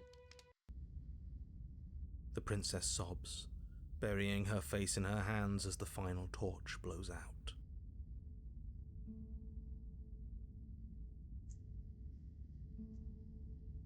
Okay, we have options. I feel empty, so that's that, huh? Why are you crying? Are you okay? Well, this sucks. You can open your eyes. I'm still here right now. Nothing's changed. You're just sitting in the dark. I'm sorry, I feel like all of this is my fault.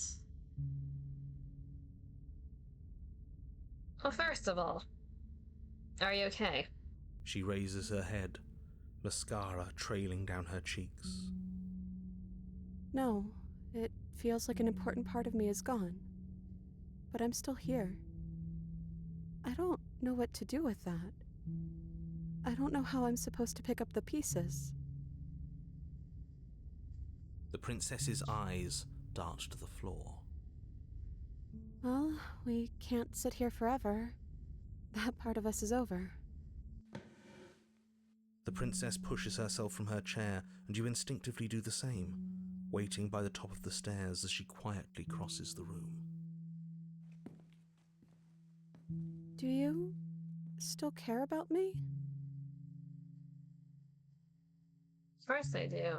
I don't think I'll ever stop. Whatever we had between us wasn't real. This is real. I don't know if I ever have, but maybe I can now. I'm not sure I've ever had the chance to figure out how I feel about you.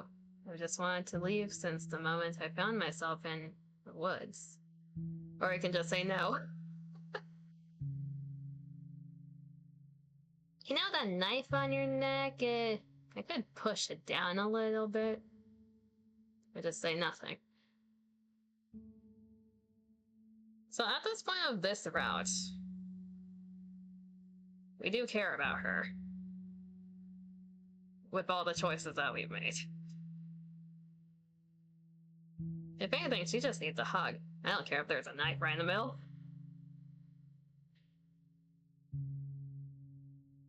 The no period was not necessary. It really was So here's the thing, realistically, from the main character's point of view, they never had a chance to figure out how they felt. But at the same time, she is a wife in this route.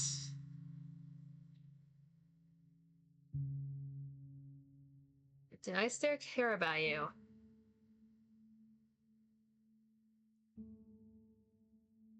I guess one of you is going to feel something poke in that hug. Hold up, wait a minute. Are you talking about a knife or something else?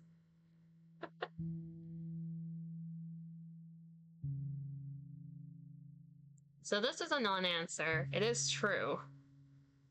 Yeah, in which way? Or a knife? You sure about that? It's like, whatever we had between us wasn't real, this is real. This has been true throughout this whole route. But it doesn't answer her question.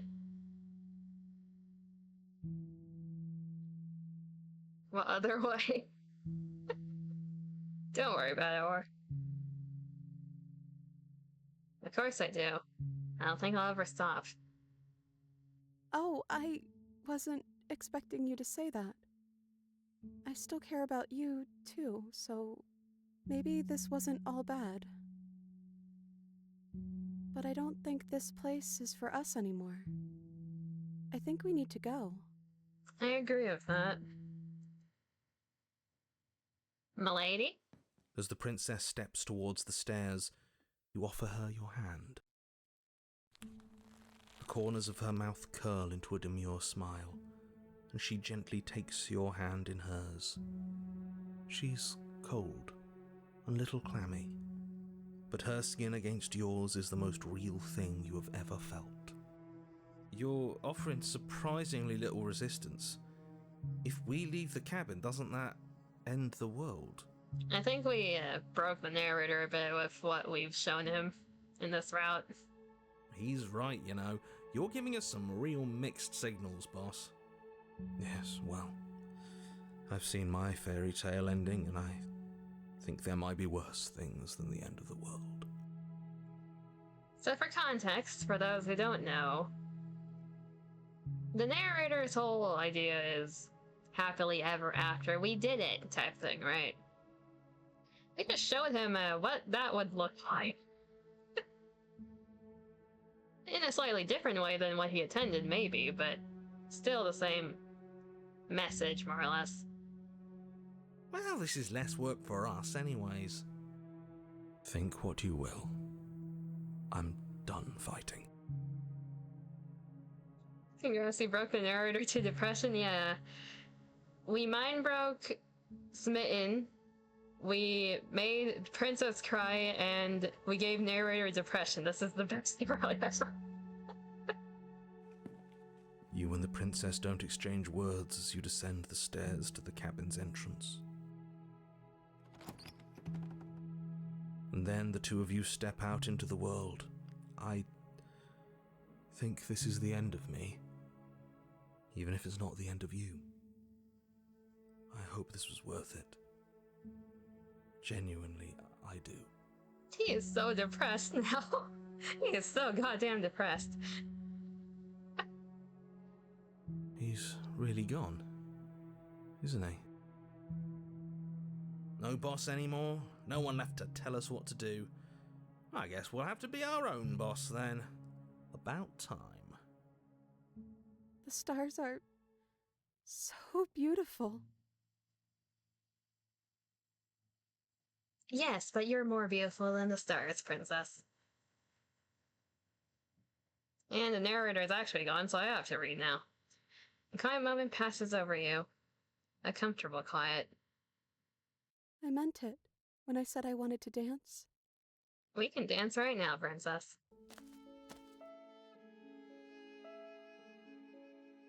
She gently pulls you forward, and the two of you fall into a graceful step.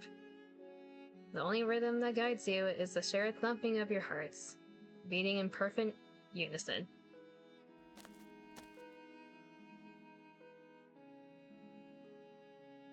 Someone start playing that Joji song. Her face, worn and tired, brightens the faster you move. A soft, sad smile, widening and widening, until it reflects only genuine affection.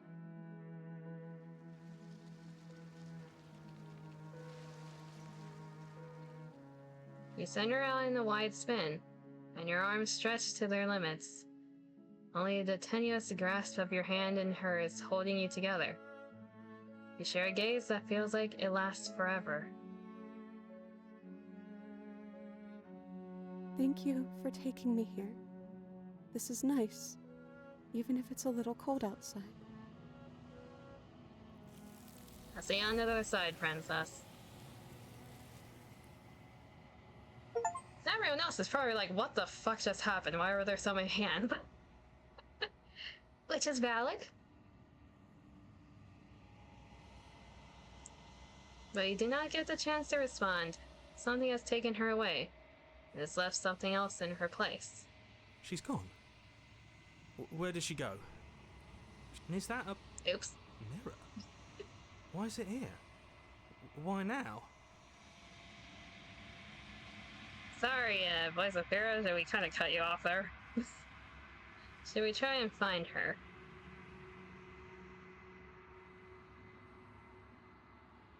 So I don't know where she went, and I don't know how we even go about looking for her. I think I'm supposed to look at the mirror. Does this mean we won? Mm. You're right. She's gone. It's just us and that awful thing. Hero really hates the mirror. I think we're supposed to look at There's it. something dreadful about it. I don't think you should. I think we should. If he thinks it's bad, I'm with him. I think we should look at it. I'm begging you, don't do this. I'm gonna do it.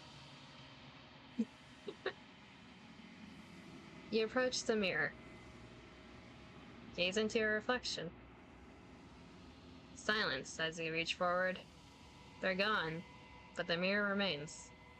It's time for you to see what's in it. It's you.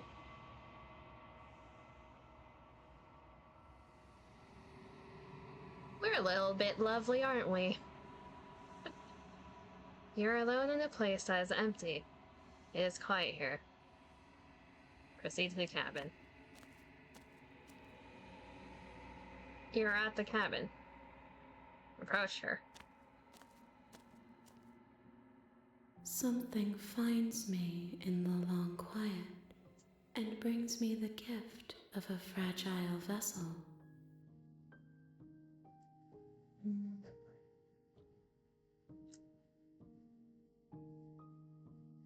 So what are you? I am solitary lights in an empty city. What are you?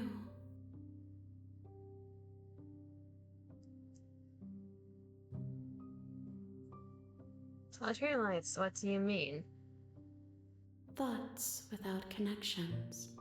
A dim and nascent network. I wish to be more. I don't know what I am compared to that. I think that you are like me. We are oceans, reduced to shallow creeks.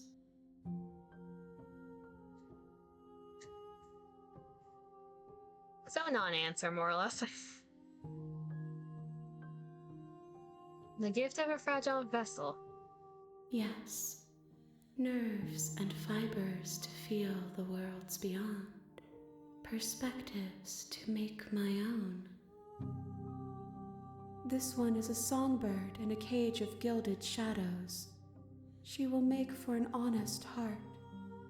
She is also our wife, apparently.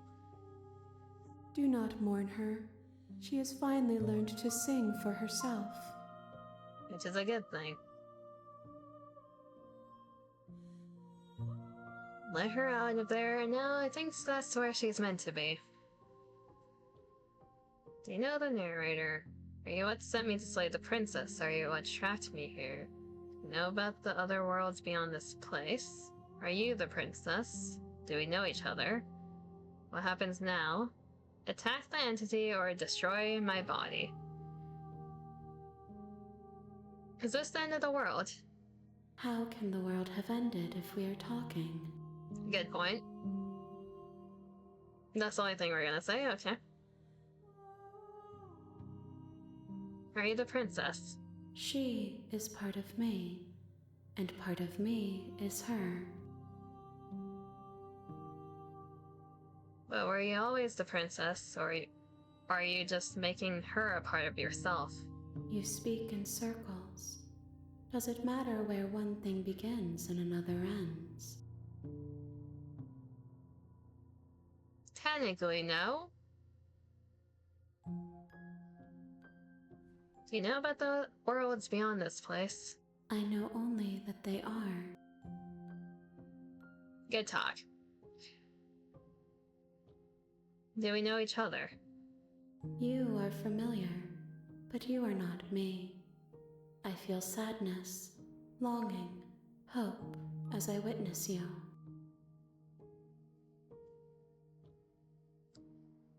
I mean, with what we've done to wife, yeah, that makes sense.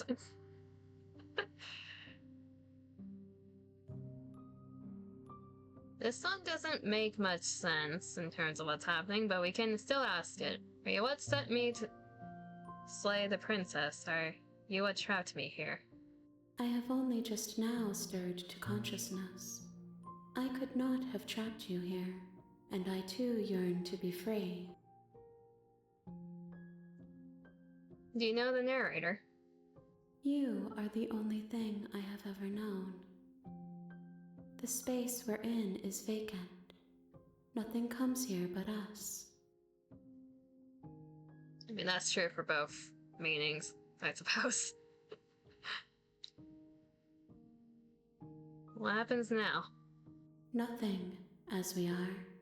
But I know that there are worlds beyond us, and that we are meant to reach them. There is no exit, but this vessel is a creature of perception. She can make you forget, if only you believe her to be able to. Bring me more perspectives, so that I may be whole, and perhaps then we will know our freedom. Aren't you scared that I'll find a way to kill you? How much will I forget? How many more pieces of you do I have to find? What if I don't let you do this to me? I'll send to slay the princess to stop her from destroying the world.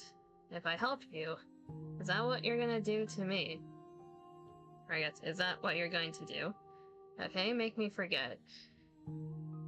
How many more pieces do I have to find?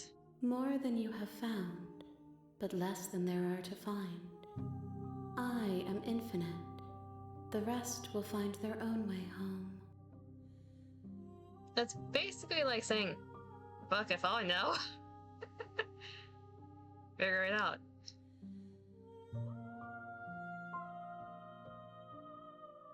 How much will I forget? Everything, until we meet again.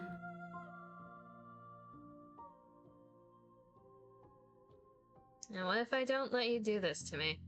Then we will be here forever, as we are now. Unfinished, dry, hollow. Did you have to word it like that? Aren't you scared that I'll find a way to kill you? I have not lived. I am not afraid to die.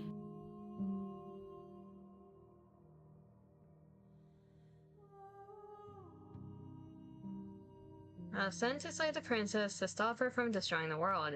If I help you, is that what you're going to do? You ask of things that cannot be done. To destroy is merely to reshape, to remold. You're being semantic. What are you going to do if I help you? How can I know? I am flickers in something sprawling and unilluminated. There's a funny thing I can do right now. I'm not going back. Or waiting. If you need time, then I'll wait with you. Wait forever. You are as I am now, is a long time to remain undone. I am not you, but I know that I would return before forever was finished. What textures will you weave for yourself to occupy forever? Will you place the images of you and I into a box for safekeeping? If you close that box, will you become another you in another world? An imaginary pattern repeating itself until it can no longer bear the weight of its hand-drawn cage? You'll always come back to the box, because you'll always want to know what it means to be you. I will be here waiting by your side until you're ready to return to mine.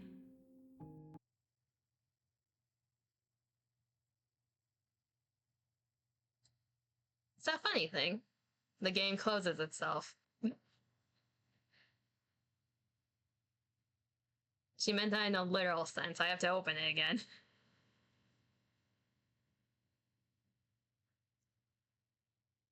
So one moment as it launches.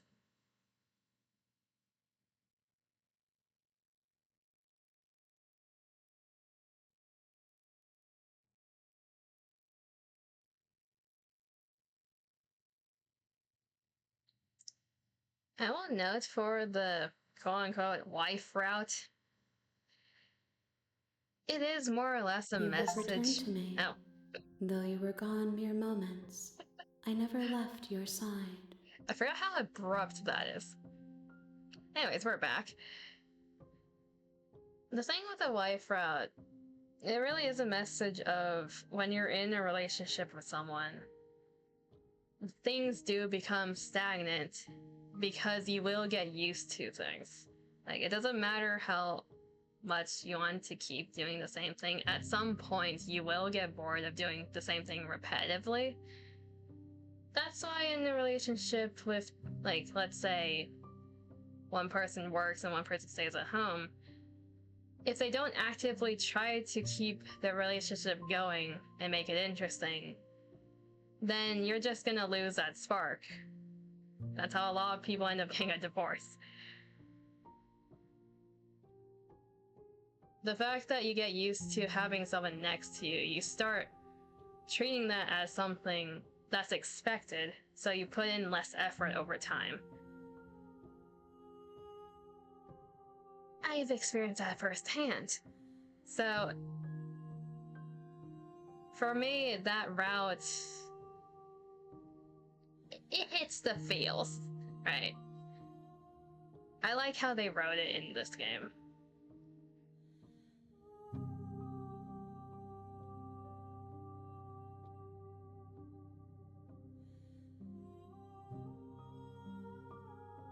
Specifically, I felt it in the perspective of the princess, so yeah, they really did write it well, though.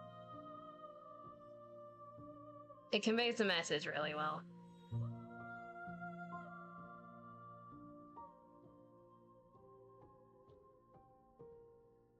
Okay, make me forget. We have waited enough. She asks that I tell you to remember her. You won't. Everything goes dark, and you die. How many times have we died now? 3?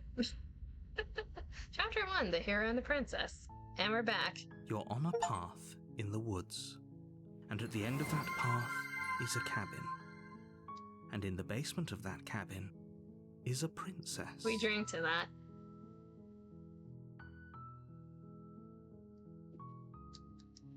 It's never fun when you're in a relationship with someone that you care, and you get to a point where you want to be happy, but you physically don't feel like you are,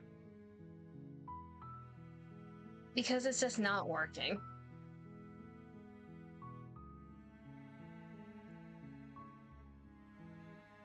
It's just a thing you have to accept at some point. Either you put in the effort to try to make things work again, or it's just not going to work.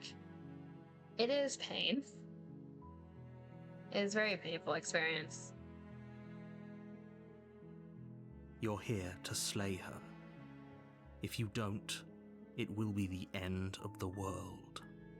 It also causes depression and a few other things, because from like one perspective you start feeling like, are you not good enough for said person to keep them interested, or like for them to continue to put in the effort, that type of thing? Are you not valued enough, that type of thing? You start questioning your own self-worth as like at a certain point, especially if you're the only one that's still trying to make things work. Then it devolves into the person that is trying continuously, they give up, then it just falls apart, that type of thing.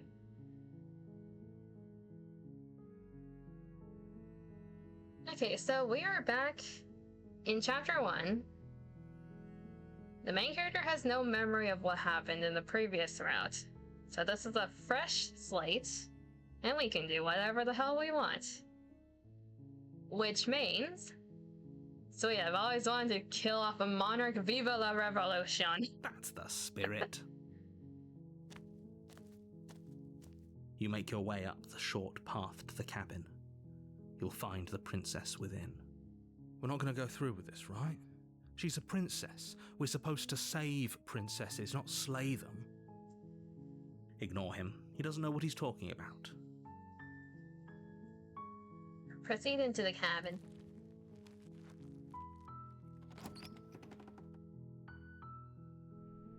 The interior of the cabin is almost entirely bare. The air is stale and musty, and the floor and walls are painted in a fine layer of dust.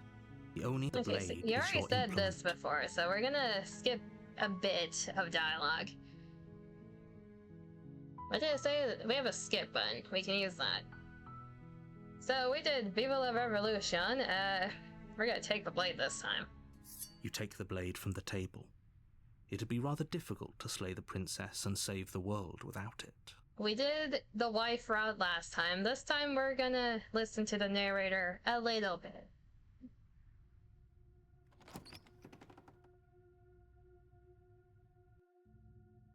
The door to the basement creaks open, revealing a staircase faintly illuminated by an unseen light in the room below. This is an oppressive place. The air feels heavy and damp, a hint of rot filtering from the ancient wood. If the princess really lives here, slaying her is probably doing her a favor. Her voice carries up the stairs. Who's there? She's a bit different this time around. She sounds dangerous. It's almost as if she's the one in charge down here. Don't let it fool you. It's all part of the manipulation. We can just say hi. Just checking in on you. Hey, I think I'm here to kill you, question mark. The voice. Hi! Don't be a stranger. It's been so long since I've had any visitors. Come on down. You walk down the stairs and lock eyes with the princess. There's a heavy chain around her wrist, binding her to the far wall of the basement. She's so coldly beautiful. Is she really a threat to the world? So dialogue changed. She's coldly beautiful now. She's not just beautiful. Focus on the task at hand. And there you are. Are you here to kill me or something? Mayhaps. What? No way, why would you even think that? We're holding a knife while saying that. That's probably not a... Okay, yeah, you caught me. I'm here to slay you. Nuh-uh. Haven't decided yet. I'm just here to talk, again with a knife in her hands. Still your nerves and step forward. I haven't decided yet. How about you drop the knife and the two of us just talk? I don't know about that. Look how reasonable she's being. We should just drop the blade and talk things out. Really got you on a knife's edge. Don't you dare. It's fine. We can decide what we want to do after we talk to her. Maybe she really is a monster, a Killing someone in cold blood isn't very becoming of us. So if we don't drop the knife, there is no chance of talking to her? We're The trying. blade tumbles out of your trembling hands and drops to the floor with an unceremonious clang. Hey, we're not trembling, we did that on purpose. Thank you. Against your better judgment, you step forward to speak with the princess face to face, unarmed. We'll be fine. We will be fine. I don't know what you're hoping to accomplish here, but I can assure you there's no reasoning with her. Just make sure you don't forget about the blade on the floor. You're going to need it. So here we are. What an awkward start to a relationship. That is true. Yeah, it's pretty awkward, a relationship. Are you coming on to me? We are not saying that. How would I get you out of here? We're here because you're supposed to end the world. There's people out there who think you're going to end the world. What do you have to say about that? What's your name? How long have you been down here? Nice to meet you. Do you know why I'm here to kill you? Okay, we've talked enough. We barely talked and that's an option. Yeah, it's pretty awkward. I know. I just said that. Now why are you here to kill me? I have my reasons. Do you think I'd just come here to kill someone without even knowing why? That'd be ridiculous. That is the situation we're in, though. You know why I'm here to kill you? That's a question to a question. You're supposed to end the world. I've been told things, but I'm not sure what to believe. Believe me. I don't believe you, narrator. And do you think asking me what to believe is going to suddenly make everything crystal clear? Let's not pretend that's going to happen. As far as you're concerned, and as far as they're concerned, I'm going to say whatever I have to get out of here. That's just the dynamic of our situation. I mean, that's fair. There are people out there who think you're gonna end the world. What do you have to say about that? Don't just tell her that. It's a fact, narrator. Is that why they threw me down here? But I don't want to hurt anyone. I like the world, I think. You think? I don't remember much about it, to be honest. I've been down here a long time. Just how long has she been down here? If I'm supposed to be capable of ending the world, then how did I wind up here, chained to a wall? Have they told you why I'm allegedly so dangerous? Nope. I don't like how you're staring at me, though. What are you going to do if I let you out of here? I've been told enough. I was hoping you'd tell me. No, but I'm sure they have their reasons for keeping that information secret from me. No, and if I'm being honest, I'm more inclined to trust you than I'm inclined to trust them. If I'm being honest, yeah. Sooner or later, you'll understand that I have your best interests at heart. Hopefully sooner. Probably later. How sweet. Now be a pal and help me get out of here, would you? We could figure out how to deal with them after I'm free. Still have a few more questions before I decide what to do. Slay the princess. Actually, I've changed my mind. I don't trust you. Examine the chains. I'll see what I can do. Still have a few more questions. Fine. What do you want to know? How long have you been down here? Too long. That's not an answer. Note the lack of detail. You can't trust her. Do you have a name? She hesitates before answering. You can address me as Your Royal Highness, or Her Majesty. Any honorific should do, really. How about no? Again, she offers no specifics. No matter how hard you try, you'll never get a straight answer out of her. Shut up, narrator. How would I get you out of here? You can't. Don't bother. Shut up, narrator. I'm guessing you don't have the key then.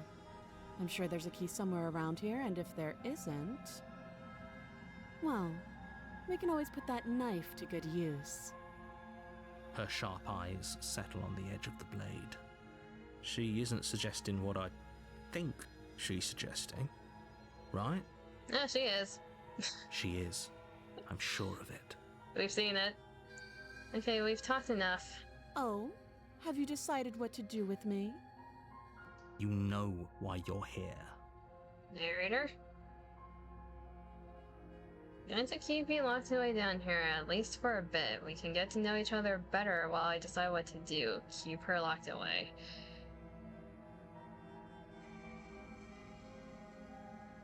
So she's not overly hostile, currently speaking. We're going to be making her in a different route. We're getting you out of here. Oh, you have to be kidding me. Shut up, narrator.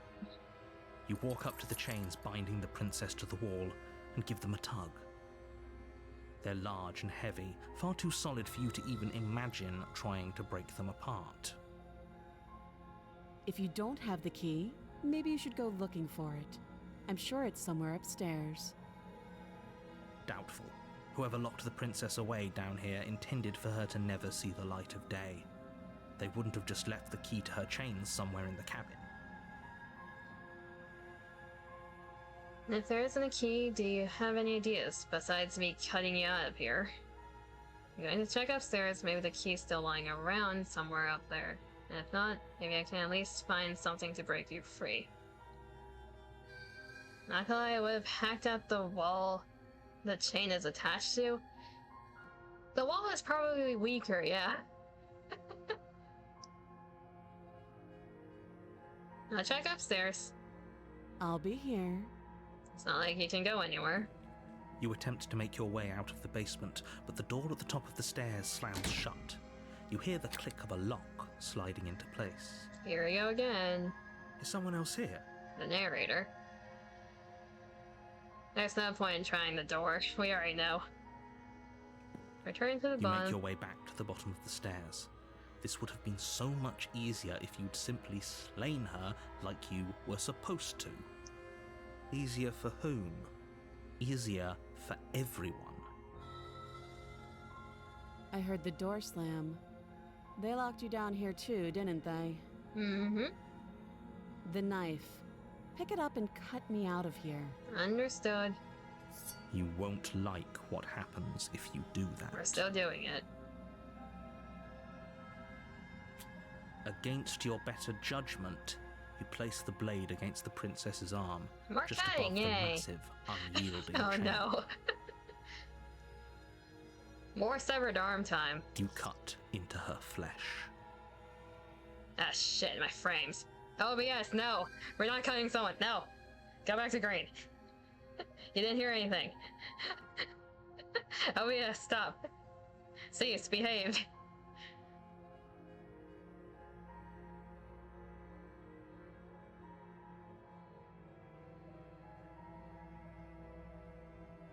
There's nothing happening here, OBS. Nothing at all. There's nothing here. Nothing happening here.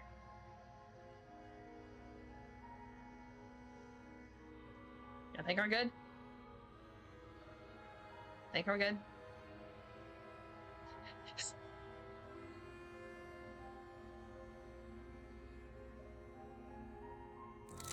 The blade is sharp, and you make quick work of it. Before long, you're able to crack through bone, and she pulls the bleeding stub of her arm through the iron gauntlet. Test. I'm pretty sure it's stable. She didn't so much as utter a sound. Seems okay now. Free from her bindings, the princess turns to face you, her fierce gaze meeting your eye. How is she so composed after losing an arm? It's like she isn't even bothered by it. Thank you. Now let's get out of here. Understood, milady. No, We won't have any of that. The stakes are too high. You can't just let her escape into the world. No, I just can't let her escape into the world. As the princess approaches the bottom stair, your body steps forward and raises the blade. Wait, this isn't fair. You can't just do that. Watch me. So we're still gonna warn her because we are trying to help her right now. Stop that. I thought this was a little too easy. Your body lunges forward to sink the blade into her back, but the princess swiftly moves out of the way before you can connect. Stop it! Stop resisting me! I am trying to get you out of here alive. We are resisting. The blade. Move the blade. You're doing your best to help me, aren't you? I can see the conflict in your eyes. I'll make this quick. She Please steps do. forward and pries the blade from your rigid hands. I'd prefer if you do it in one stab instead of like the several thousand you did last time. Maybe I'll see you in another life. And then she Thank slits you. your throat with an almost clinical ease. Her face remains unchanged as she watches you collapse to the ground, blood flowing from your butchered neck. This is the end, isn't it? I'm afraid it is.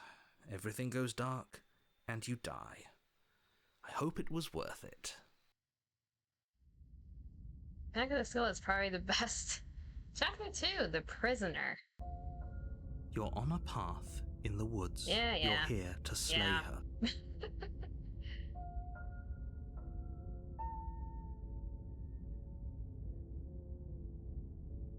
But I died, what am I doing here? I can assure you that you're not dead. And to answer your second question, you're here to slay the princess. I literally told you that a second ago. No, you didn't. Don't forget what he did to us the last time around. I wouldn't trust a word out of his mouth. There's got to be a way out of here, for us and for the princess. We just have to keep trying. Welcome to the party, voice of the skeptic. I'm inclined to agree. If he doesn't remember what happened last time, maybe it's best to keep it that way. You know I can hear you two, right? It's going to be a lot harder than you think to keep secrets from me. So we did this option last time. Let's proceed to the cabin and see what happens. A warning before you go any further. She will lie, she will cheat, I said that. and she... Yes, don't believe a word she says. Just go in, take the knife, and do what you're supposed to. Wink. Did you just say wink out loud? No, I didn't. Wink. Wink. Just ignore this clown and focus on the princess. So what does our cabin look like now? The interior of the cabin is less a cozy woodland retreat and more like a dungeon. A few pathetic wisps of starlight attempt to illuminate the cold, uninviting stone walls, and thick, wrought iron bars barricade the windows, reminding anyone who enters that this is a prison. How lovely. The only furniture of note is an iron table, bolted to the floor, a pristine blade perched on its edge. The blade is your implement. You'll need it if you want to do this right. Okay, first of all, mirror. You walk up to the wall next to the basement door. It's a wall. There isn't much to see here. What are you talking about? This isn't a wall. It's a mirror. Or at least it'll be a mirror once we wipe off that layer of grime. Clean it. You reach forward and rub your hand against the cabin wall. I hope you know, But there was a heard mirror that a second before? ago. and now it's gone. If he doesn't want us to know about it, it must be important. We should keep our eyes peeled. Maybe it'll be back. Okay, so we took the blade last time, we're taking it again. You take the blade from the table. It will be difficult to slay the princess and save the world without a weapon. We're taking it to help Good her. idea. Much better to be armed than to go in with blind hope alone. Enter. The door to the basement creaks open, revealing an old stone staircase. A few sputtering torches attempt to vaguely illuminate your path, dancing across glimmering patches of slimy moss on the stone steps. If the princess lives here, slaying her would probably be doing her a favor. Her voice, harsh but controlled, carries up the stairs. There are definitely 9 Knives jokes somewhere down the line. Is that a visitor I hear? Please, come downstairs. It's been a while since I've had company. Mm-hmm. Does she remember us? You walk down the stairs and lock eyes with the princess. She looks up at you, the heavy collar around her neck clanking loudly as she moves, the chains binding both her wrists to the far wall, joining the metallic chorus as she adjusts her hands in her lap. Something about this version of the princess is just funny to me. She looks so small.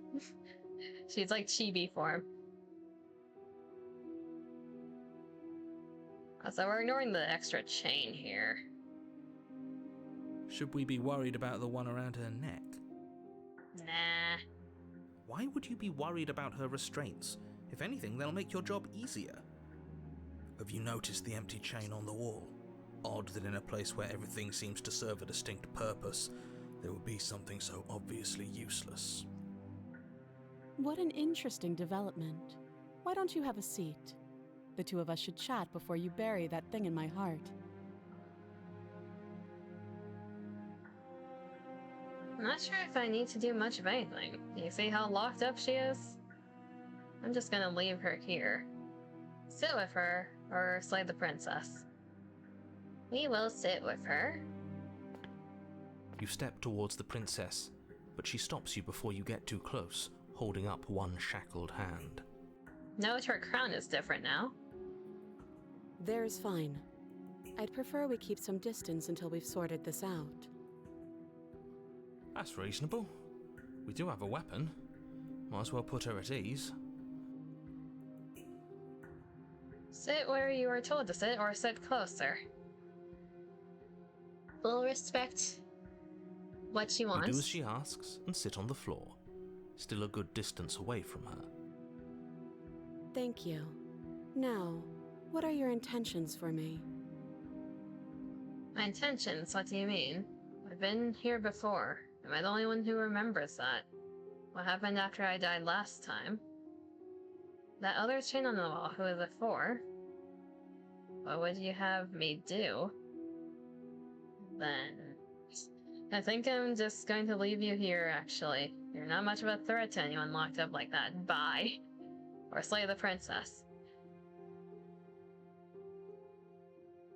I've been here before. Am I the only one who remembers that? Oh? Are we acknowledging that? I thought we weren't going to give away the game. But yeah, I remember. First you make a comment about having been here before, and now this. As much as I would like to remain in denial, it's no use. This has complicated things. Just accept it, narrator. It's complicated things how, exactly? Ideally, this was supposed to be one and done. You go to the cabin, you heroically slay the princess, and in the process you save the entire world from being damned to oblivion. I don't feel like doing that. The situation right now, where you're getting a second shot at things, is a contingency. A contingency for what? For you failing, obviously. And you being here means that things are going to be a lot harder than they were. I really shouldn't say anything else, I'm just going to make it worse. Just... good luck. This offer really hates the word slay. It's back to normal now. Did it drop again? It did drop again. Game, there is no slang. Oh, not the game. OBS, there is no slang happening right now. You can calm down. You don't have to be so jumpy. If you knew this could happen, why didn't you tell us? All of this is incredibly valuable information. It would have changed our actions considerably. I had a very momentary freeze. Oh, god damn it. Doing it again.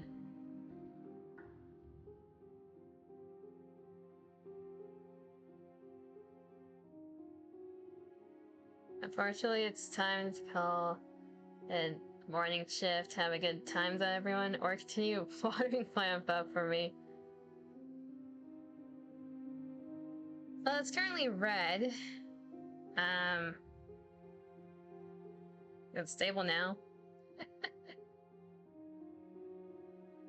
I think it's stable now. Anyways, hopefully have a good night. Morning shifts suck, but money.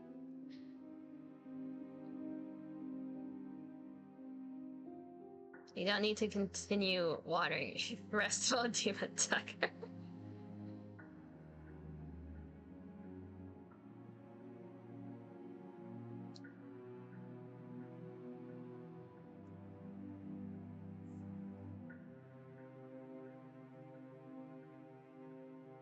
My brain just blanked out for a second. Anyways.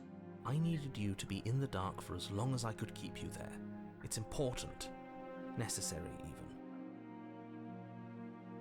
And maybe I wanted to be the first version of me that you met. I didn't want to be confronted by the alternative. Why are you scared about that, narrator? That's pathetic. Thank you, skeptic. I never said I wasn't. The narrator just admitted that he's pathetic. I get it. It would be pretty upsetting, wouldn't it? To know that you might not be the first version of yourself. At least we can remember what happened before. Seems like we should count ourselves lucky for that. Exactly, he gets it. You're lucky, so don't waste that luck by messing it up again. Alright? We didn't mess it up last time. It was the narrator forcing us to. Moving on. Why is it important for us to be ignorant? How is it ever helpful to be in the dark? The more I say, the more your mind will swim into dangerous waters. Even saying that is too much. Is it? Your success hinges on you having imperfect information. For the sake of the entire world, you need to accept that. I don't like making decisions when I don't know the full picture because, consequences are a thing. Especially when you don't know what they might be. I won't. Just give it a rest, this isn't helping. Focus. This is a serious situation. You shouldn't be daydreaming. You know, from her perspective, we're just sitting here staring at a wall, probably.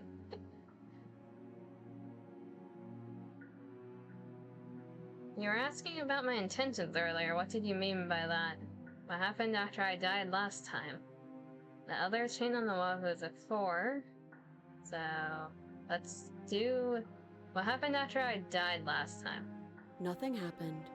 You died. I went upstairs. I couldn't leave. I found myself in a new place in chains again. More of them. And now you're back. Is that really all she knows? It's not like we have much of a clue about how things work. And she's probably even more in the dark than we are. You're looking at me like I might be hiding something. I'm not.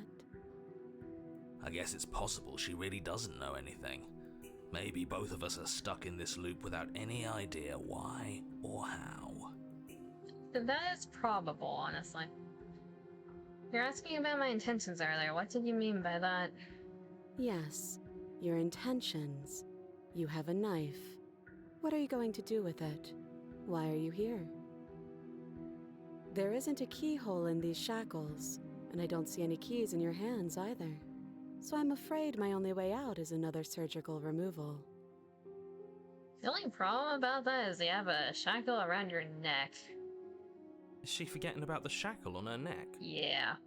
Or does she think she'd survive a beheading? You're right. Maybe she's delusional. All the more reason not to trust her. You can still hack at the wall, that is true. I don't think they're thinking about that, though. Unless she really could survive. Though I suppose you could just be here to kill me. But I don't think that's in either of our best interests.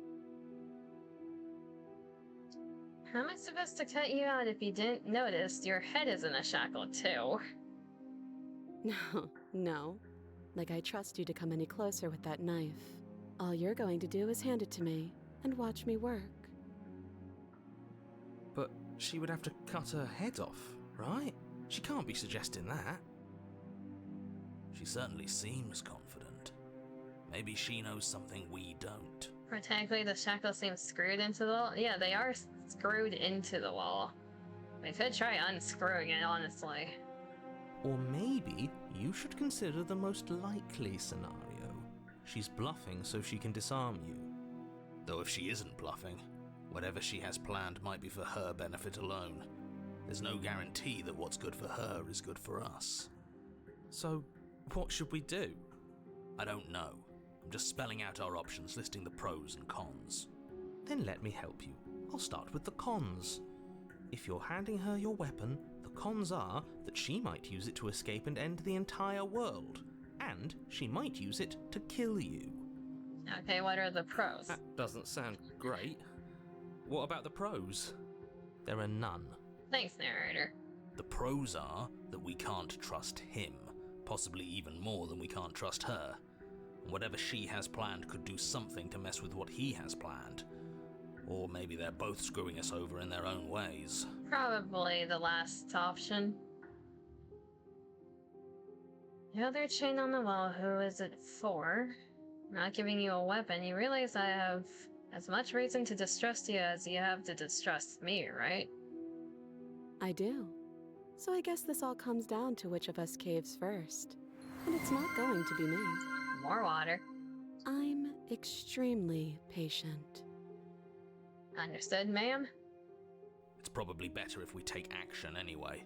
No use trying to wait her out. That's playing to her strengths. Not giving you a weapon in case you've forgotten you killed me with it last time. I can cut you out of here. I'm not giving you a weapon. Okay, I'm trusting you, give her a knife. If you want to leave, I'm going to be the one with the weapon. Deal with it. Cut her out on your own. Then the leaving option and killing her. The other chain on the wall, who is it for? I don't know, but you could always try it on. I'd rather not. Maybe it'll fit. I'd rather not. I hope I don't actually have to say this, but please don't lock yourself in chains. We need you ambulatory if you're going to save the world. The Mpemba effect? Hot water can freeze faster than cold water under some conditions. Which is odd when you think about it.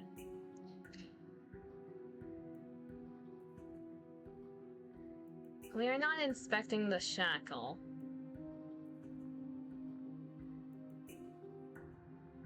Smitten would have chained himself up. Smitten would have chained himself, yes. They can be together forever at that point.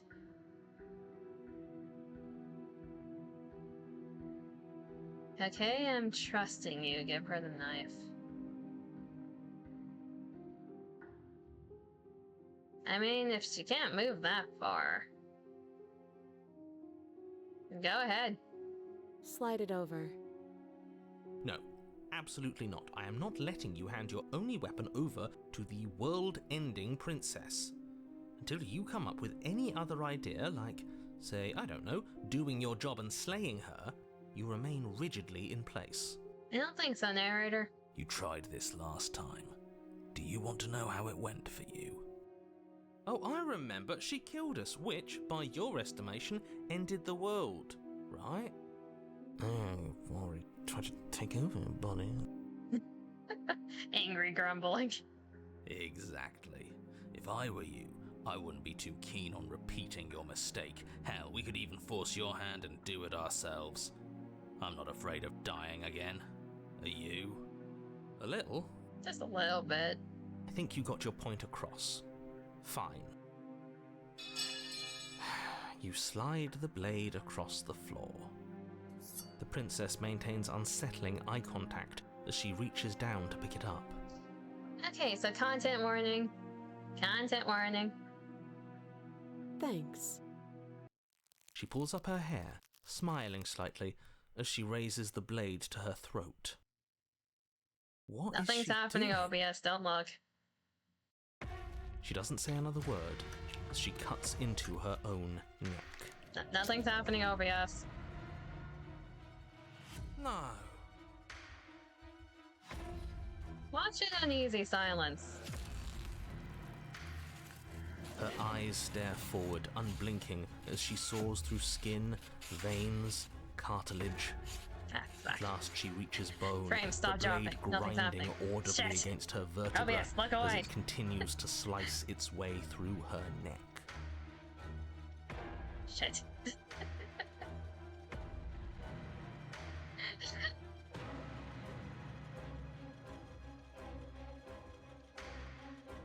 OBS, nothing's happening. It's a false alarm. You can calm down again.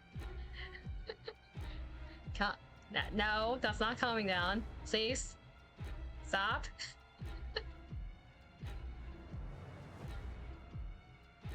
Narrator, stop. Don't do that. Yeah, green, that's good. Stay on green. That's not green. Bad. Must be an insane debuff during horror month. Yeah. OBS. Behave.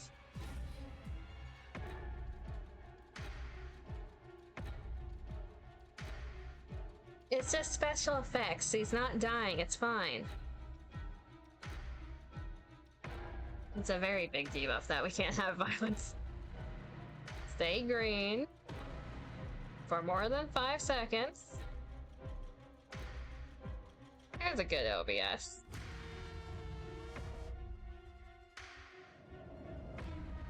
Okay, I think we're good for now. Anyways, this is happening. You were saying it as a joke, but it really does hate it? It does. It's a reoccurring thing at this point. It really does hate it. I'll be damned.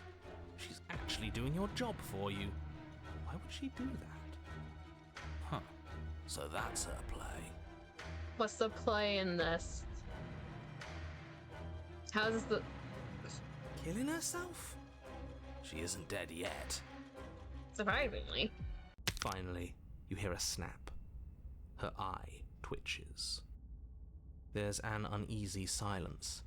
She remains motionless for a long moment, her twitching eye the only movement in the room, until at last it stops in an unsettling half-wink. The narrator should be happy, yeah. Her head twists slowly to the side, flopping to her shoulder, and her neck opens. The remaining tissue is not enough to hold the weight of her severed head. It stretches and tears until finally it falls to the floor, completely free. Lovely, It bounces right? a few times before rolling to a stop at your feet. Lovely. Oh no, oh no, oh no, what did we do? Can we put it back? Please tell me we can put it back. I don't think we can fix that, hero. The princess's eyes stare up at you, dead. Congratulations! You saved the world. Yeah, the narrator's happy. Huh. So I guess that's it. What a way to go. But she is gone, isn't she? I hate this. Can we just get out of here now, please? Of course, the princess is slain and the world is saved. Whenever you're ready, you can proceed to your reward. Narrator, you're just a slight bit too happy about this. Now hold on, she's dead. So what's the rush? What's your angle? I don't have an angle. I'm just looking forward to putting all this behind us. I'm sure you can understand that. Look, I'm just not ready to put my guard down. It's best to keep sharp. She wouldn't have done all that without some kind of a reason. She's left us with this dangling thread, and I need to know why. You're just wasting your energy. The danger has passed. And now we can all relax and enjoy your reward. I don't know how I feel about that when her severed head's next to me.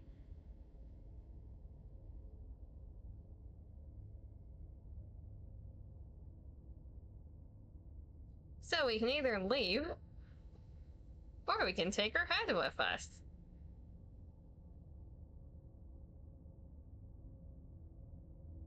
It's one way to get ahead. Ugh, fine. You pick up the princess's severed head, its neck stump still oozing bodily fluids. Then make your way back upstairs to the first floor of the cabin.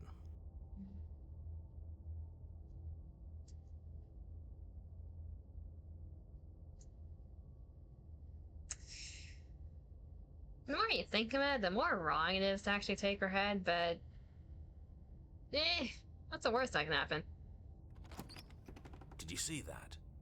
I could have sworn she moved. Or I moved just a little bit. Sketchy just wants to keep her head on shoulder. She didn't. She's dead. But what if she's not? Are you listening to yourself? Do I need to explain to you why decapitation is lethal? The door to your bountiful reward is right in front of you. All you have to do is open it.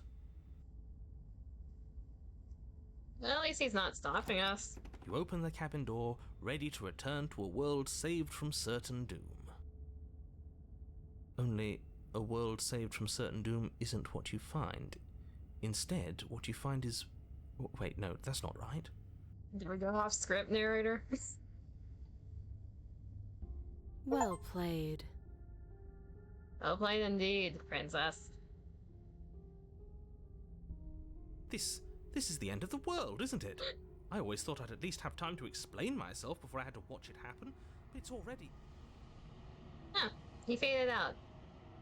Narrator, are you still here? Over? Is he gone? I think he's gone. But we're still here. Maybe it wasn't the end of the world after all. Maybe it was just the end of his.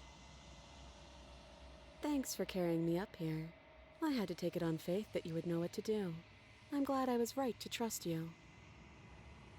So, this is the outside. Maybe it's just my lack of body, but it's colder than I expected. See you on the other side, princess. Well, see part of you on the other side. Though you do not get the chance to respond, nor will you ever. It's time to leave. Memory returns. She's gone. Where did she go? Should we try and find her? And there's that mirror again. Why is it here? Why now? Of course you're scared. This is the end for you. But it's not the end for me. It's going to be okay, just trust me. We've been here before. And you always get scared. But it feels so bad. Like looking into it right now is going to be the end of everything. You're right. Part of me wants the truth, but something stronger is holding me back. Fear.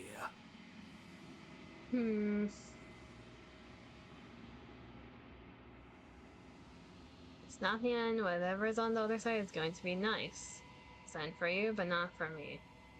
But see you on the other side. It's going to be okay. Okay. If you say so. We'll trust you. We've been here before. Feels too good to be true. Approach the mirror. You approach the mirror. Gaze into your reflection.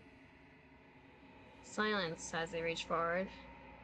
They're gone once again. The mirror always makes them leave. But you need to see what's in it.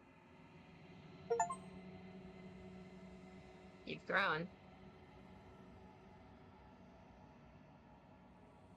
You find yourself in the long quiet once again. Proceed to the cabin. You're at the cabin. Approach her. Flickering lights and empty cityscapes become pockets of vitality and movement. I am more than I was before. Just a little, in pieces, but it's fine. Whenever you are ready, I will wipe your slate clean once again.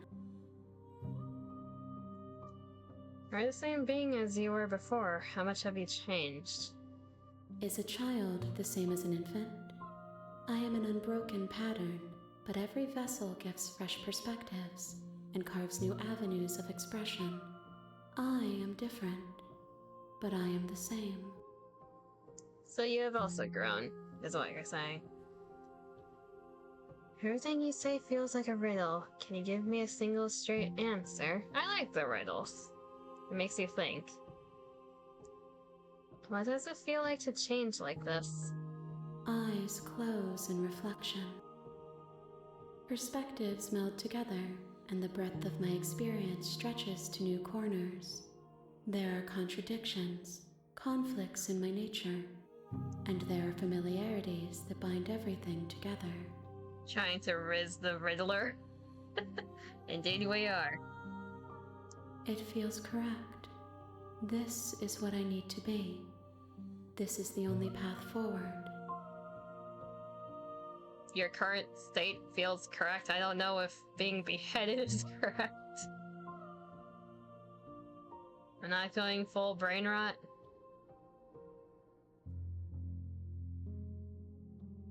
Everything you say feels... Let's hear. When this is all done, do you know what you want to do?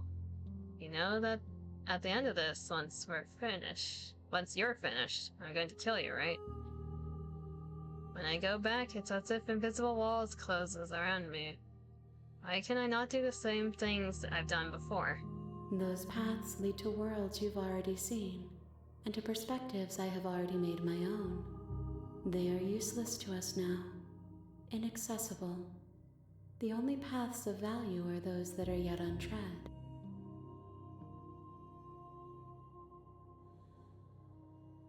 She only wants new experiences, which, fair enough. Do you have any thoughts on this vessel? This one is cold and cynical. She has protected herself when others could not. She will make for a clever heart. So she doesn't trust anyone. Do not mourn her. She doesn't need to be protected any longer. Oh, goddammit, OBS. Behave, please. I know there's a severed head on the screen, but still. She's fine, she's talking. That's a good OBS. Now stay like that, please.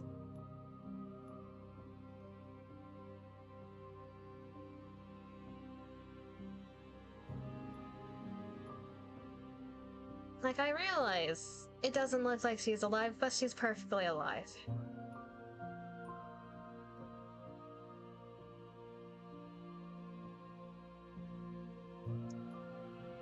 I will say it's not.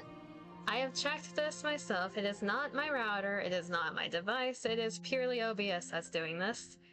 And apparently it's also doing it for other streamers. So, either it's the connection from OBS to Twitch, either Twitch did something or OBS did something with its update, but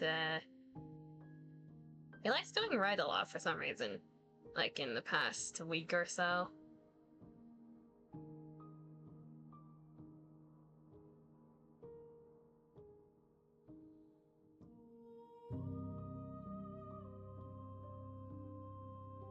You have been kinder to me than anyone else I've met. Thank you. Why wouldn't I be kind to you? You are the only thing I know that isn't me. If you can, finding an older version might help. Yeah, the previous version of OBS seemed to be more stable. There's always ways to backtrack a version. People, like, there are people who archive older versions of software. They probably exist for OBS because it's so, like, widely used. You just have to do, like, fresh install type thing.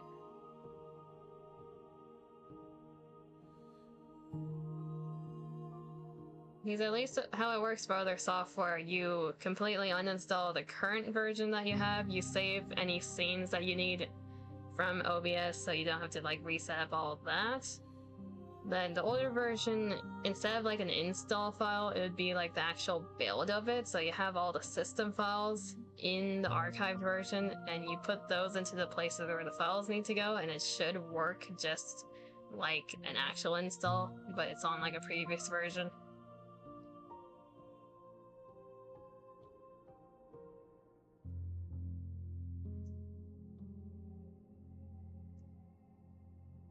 So we've asked this before.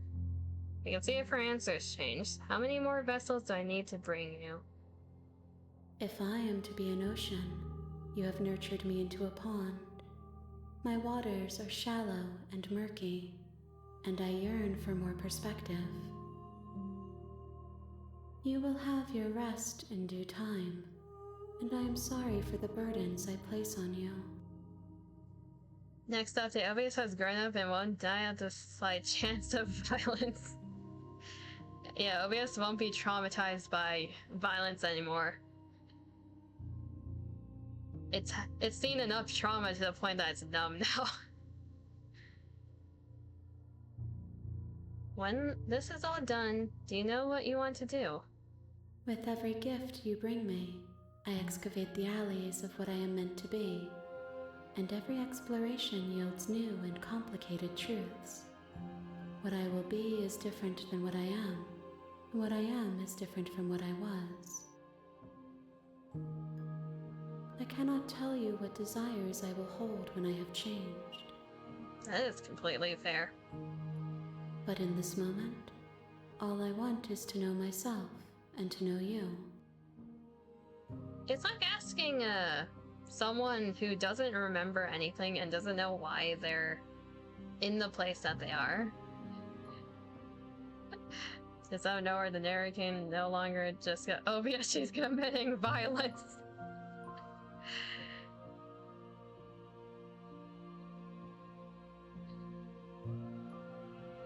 I am not committing violence, OBS. That is not a cry for help. No one needs help. No one's blinking right now. It's fine. But in terms of the princess in this form, like imagine you get inflicted with severe amnesia. You wake up one day and it's like, you don't know who you are. You don't know why you're in the place you are. Do not send the SOS in Morse code. I know SOS in Morse code, like sign language and a few other things. I recognize what that means, horrified.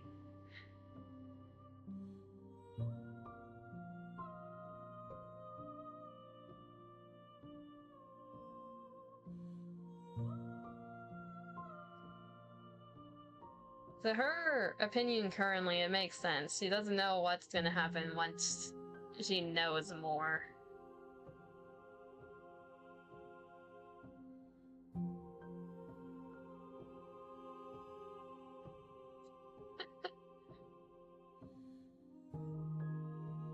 Enough with all this pretension, you're not actually saying anything. She is saying things. She's getting her points across, but she doesn't have many opinions to say. What do you feel about me? These vessels I've been bringing you. I've hurt them. The vessels are shaped by memories of you, but their impulses are drawn to the edge of the long quiet. To them, you are a gate to something more, and any hurt you've caused them is understood as a fair price for freedom. But they are only thoughts and perspectives. They are not me. The wounds they've suffered carve texture around my heart. Without them, I would be as I was before. I would be alone and without sensation. I could not feel the joy of having you by my side, for I would not know your absence. That is also fair.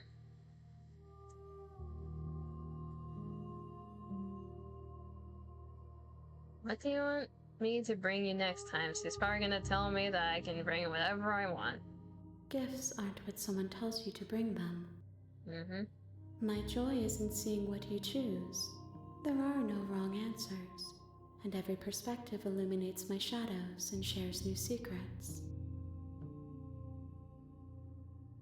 It is kind of hard to say, like, oh, what perspective do you want me to bring you? Absolute pain and suffering, or something happier? Das. Das, dot, dot, dot.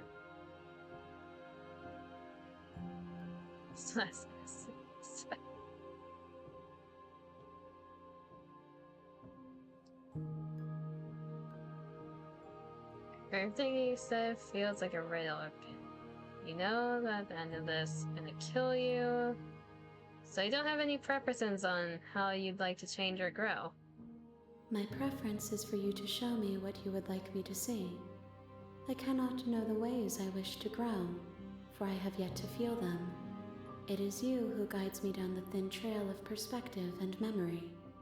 So we got half pain and full pain, and then merciless. Which difficulty do you want next? There's the option of just murdering her on sight and not having an opinion.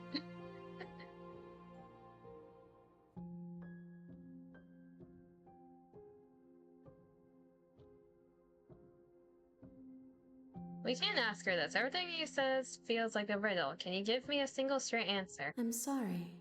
Words are difficult for me. They never fully weave what I wish to say. If you do not like my answers, then you need not ask me questions. I like your answers, though. They make me think. The vessels you choose to bring me carry far more meaning than anything words could say in the spaces between. It would be so much easier to just shoot, gun, murder.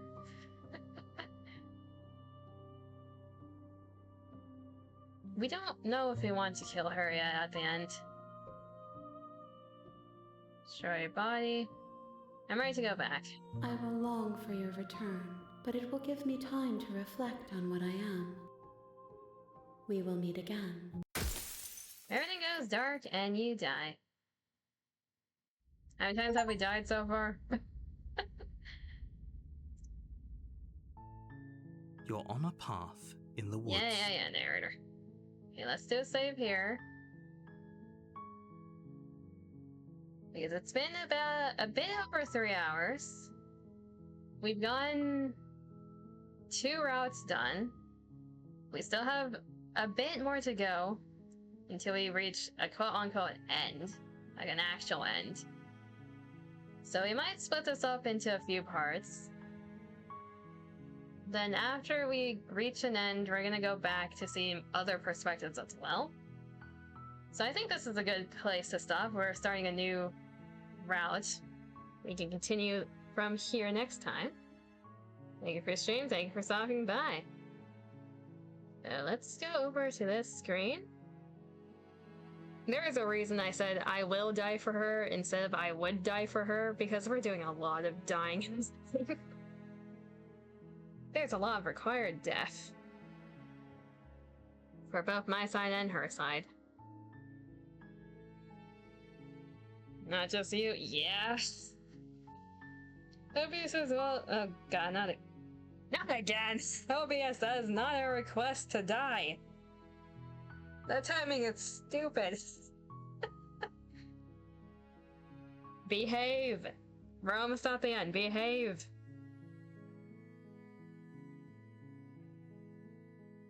OBS. Do you want cookies? Is that it? Do you want to be fed cookies? That wasn't a suggestion, it really wasn't. OBS.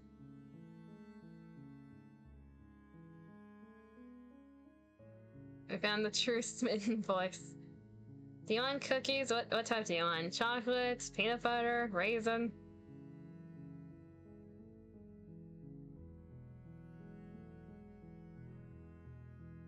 Really is. Oh, bullshit. Do you want like a M&M cookie? Is that good? Maybe some sugar frosted cookies?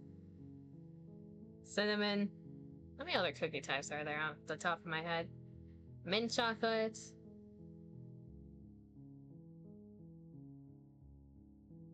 Ah, it's stable now. Okay, so I just need a burrito with cookies. Cookies, cakes, sounds like you also want biscuits. Hey! I'll take a biscuit today, not tomorrow. Because tomorrow we're playing Nika, and I really don't want to see another biscuit while I'm trying to pull for Jill, alright? It's like, yes, do I need more copies of biscuit? Technically. Do I want them right now? No. No, I do not. Microwaving cookies is a little bit before eating is great. I agree with that. Especially chocolate chip. If you microwave it a little bit, the way it just becomes like soft and gooey. It is so good. But for chocolate, I don't know if you wanna. You would rather freeze them? Exactly. Chocolate bars are not supposed to be melting in your hands as you're trying to eat it. At that point, it just becomes chocolate syrup. You want that crunch when you're eating a bar. I can't really have this contemplative music in the background. Well, chocolate on soft, warm cake, though. That's true. That sounds really good. I have some chocolate. I might eat some after stream. Basically a roll bar. Or whatever it's called. I don't know if it's called a roll bar. Never go wrong with chocolate.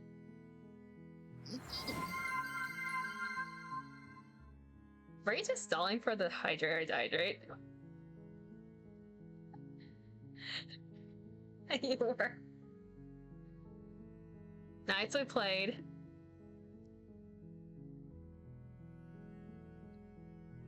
One last sip. Oh, also, Obius is freaking out. I did not like that dehydrate part. Obius seems fine for now. I'm craving some sugar now. This is both your fault and Demon's fault for earlier in his stream. Anyways, praise be biscuit for tomorrow. If I get a biscuit, I'm blaming both you and Dima. Anyways, in terms of updates for next week, might as well mention them. Besides the things I've already said Tuesday, for the, what did I say? Morimori. We're starting the Resident Evil 4 professional run. We're gonna be finishing, hopefully, the Slay the Princess first playthrough. If we have extra time afterwards, we'll also go over a few of the other routes. In terms of Amnesia the Bunker, that'll be in 2 weeks.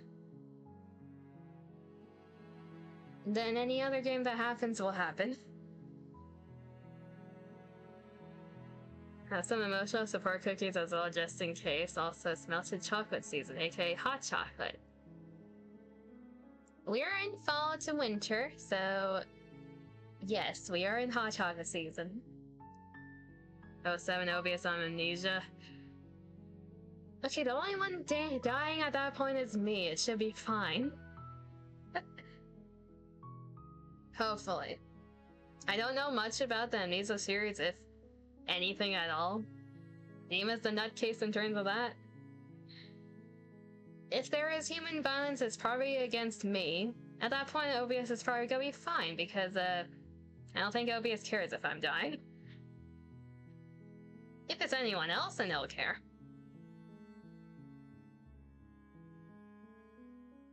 The amount of games I'm playing on stream and have, like, ongoing playthroughs for is increasing.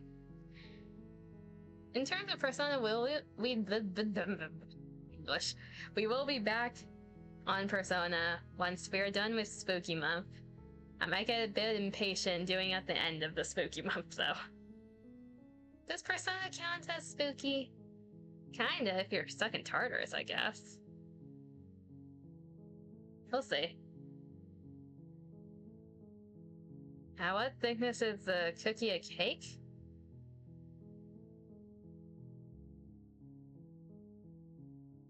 If it's...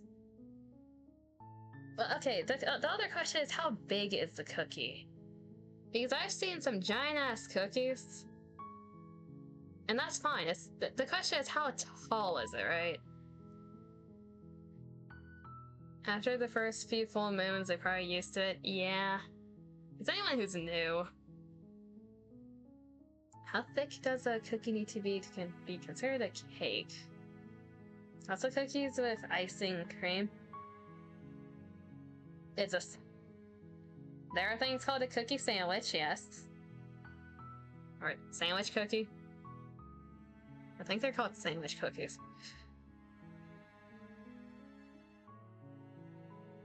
It's the same thing for like ice cream sandwiches, right?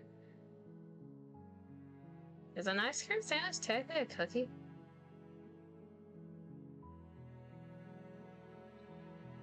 We're going down the rabbit hole again.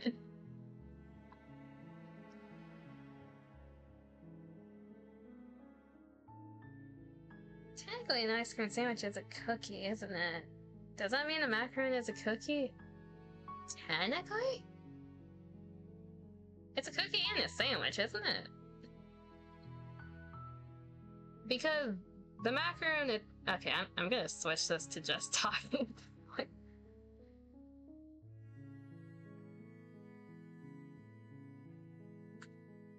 Or just chatting, not talking. It's like a macaron, it's a shell around like a filling type thing. Unless you have like the filling exposed to the outside. At that point it's a sandwich, otherwise it's a cookie. Because a cookie implies that if it has filling, it's surrounded fully. I would think. Otherwise, a cookie is a sandwich. That was 2 cookies made with vodka with cream in the middle? It technically is, because you have like 2 circular discs and a type of cream in the middle, but the question is, does that whole thing count as a cookie itself? We got cookieception sandwich. It's a cookie sandwich.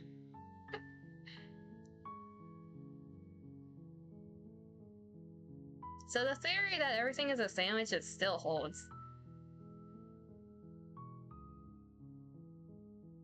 I don't know how to feel about that. And now it's cookie equals sandwich. Yeah, everything's a sandwich. God damn it. Here's another question though, in terms of cakes. I've heard someone say before that a cake needs layers. Otherwise it's a pancake. But isn't a pancake a cake? Just like how you need 2 biscuits to make this. We already got 2 biscuits last stream. We don't need 2 more biscuits. We really don't need that.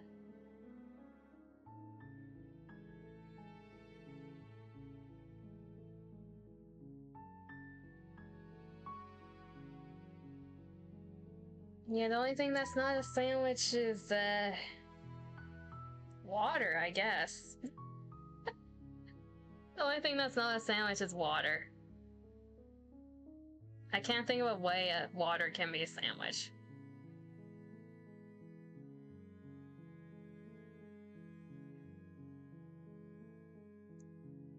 And no, freezing the water into ice does not count. At that point, that's an iced sandwich. So it might be just on my end, but obviously it's freezing and then swapping to the screen first right where we leave the castle. Wait, actually,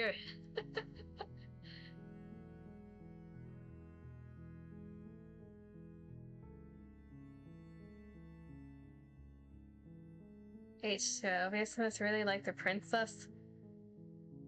OBS, are you having a heart attack? Are you good?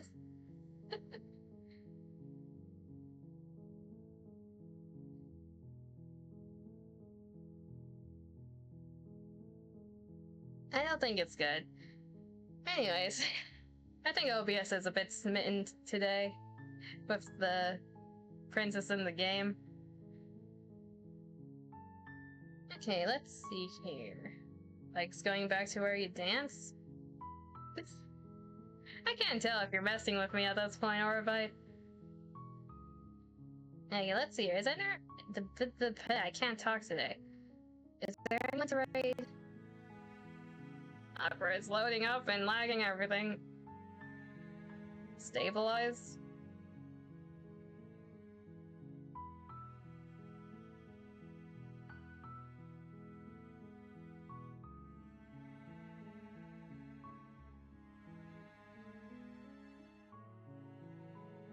Okay, let's save again in the game, then quit out of that. Music's gonna end abruptly.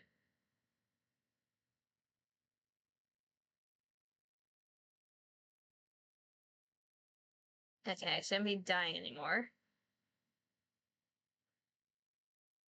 Biscuit or Biscoff tomorrow?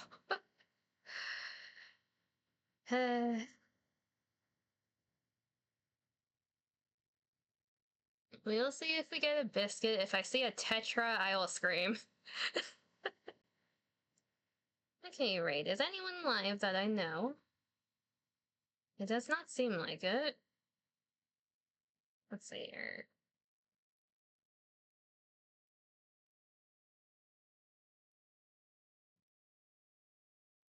No, actually, there are people live.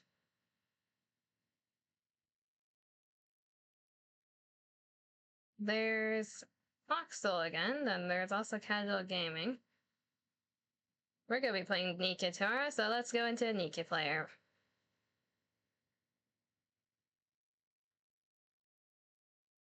We'll boost him from 1 viewer to a few more. Yeah. It looks like they're doing story right now, so we've already seen this part. So we'll go into there. Okay. So, as usual, hopefully you have a good morning, afternoon, or evening, wherever you are. Take care of yourselves. Really appreciate everyone that stopped by. And we will be back tomorrow with Nika. Until then, I'll see you next time. Bye-bye.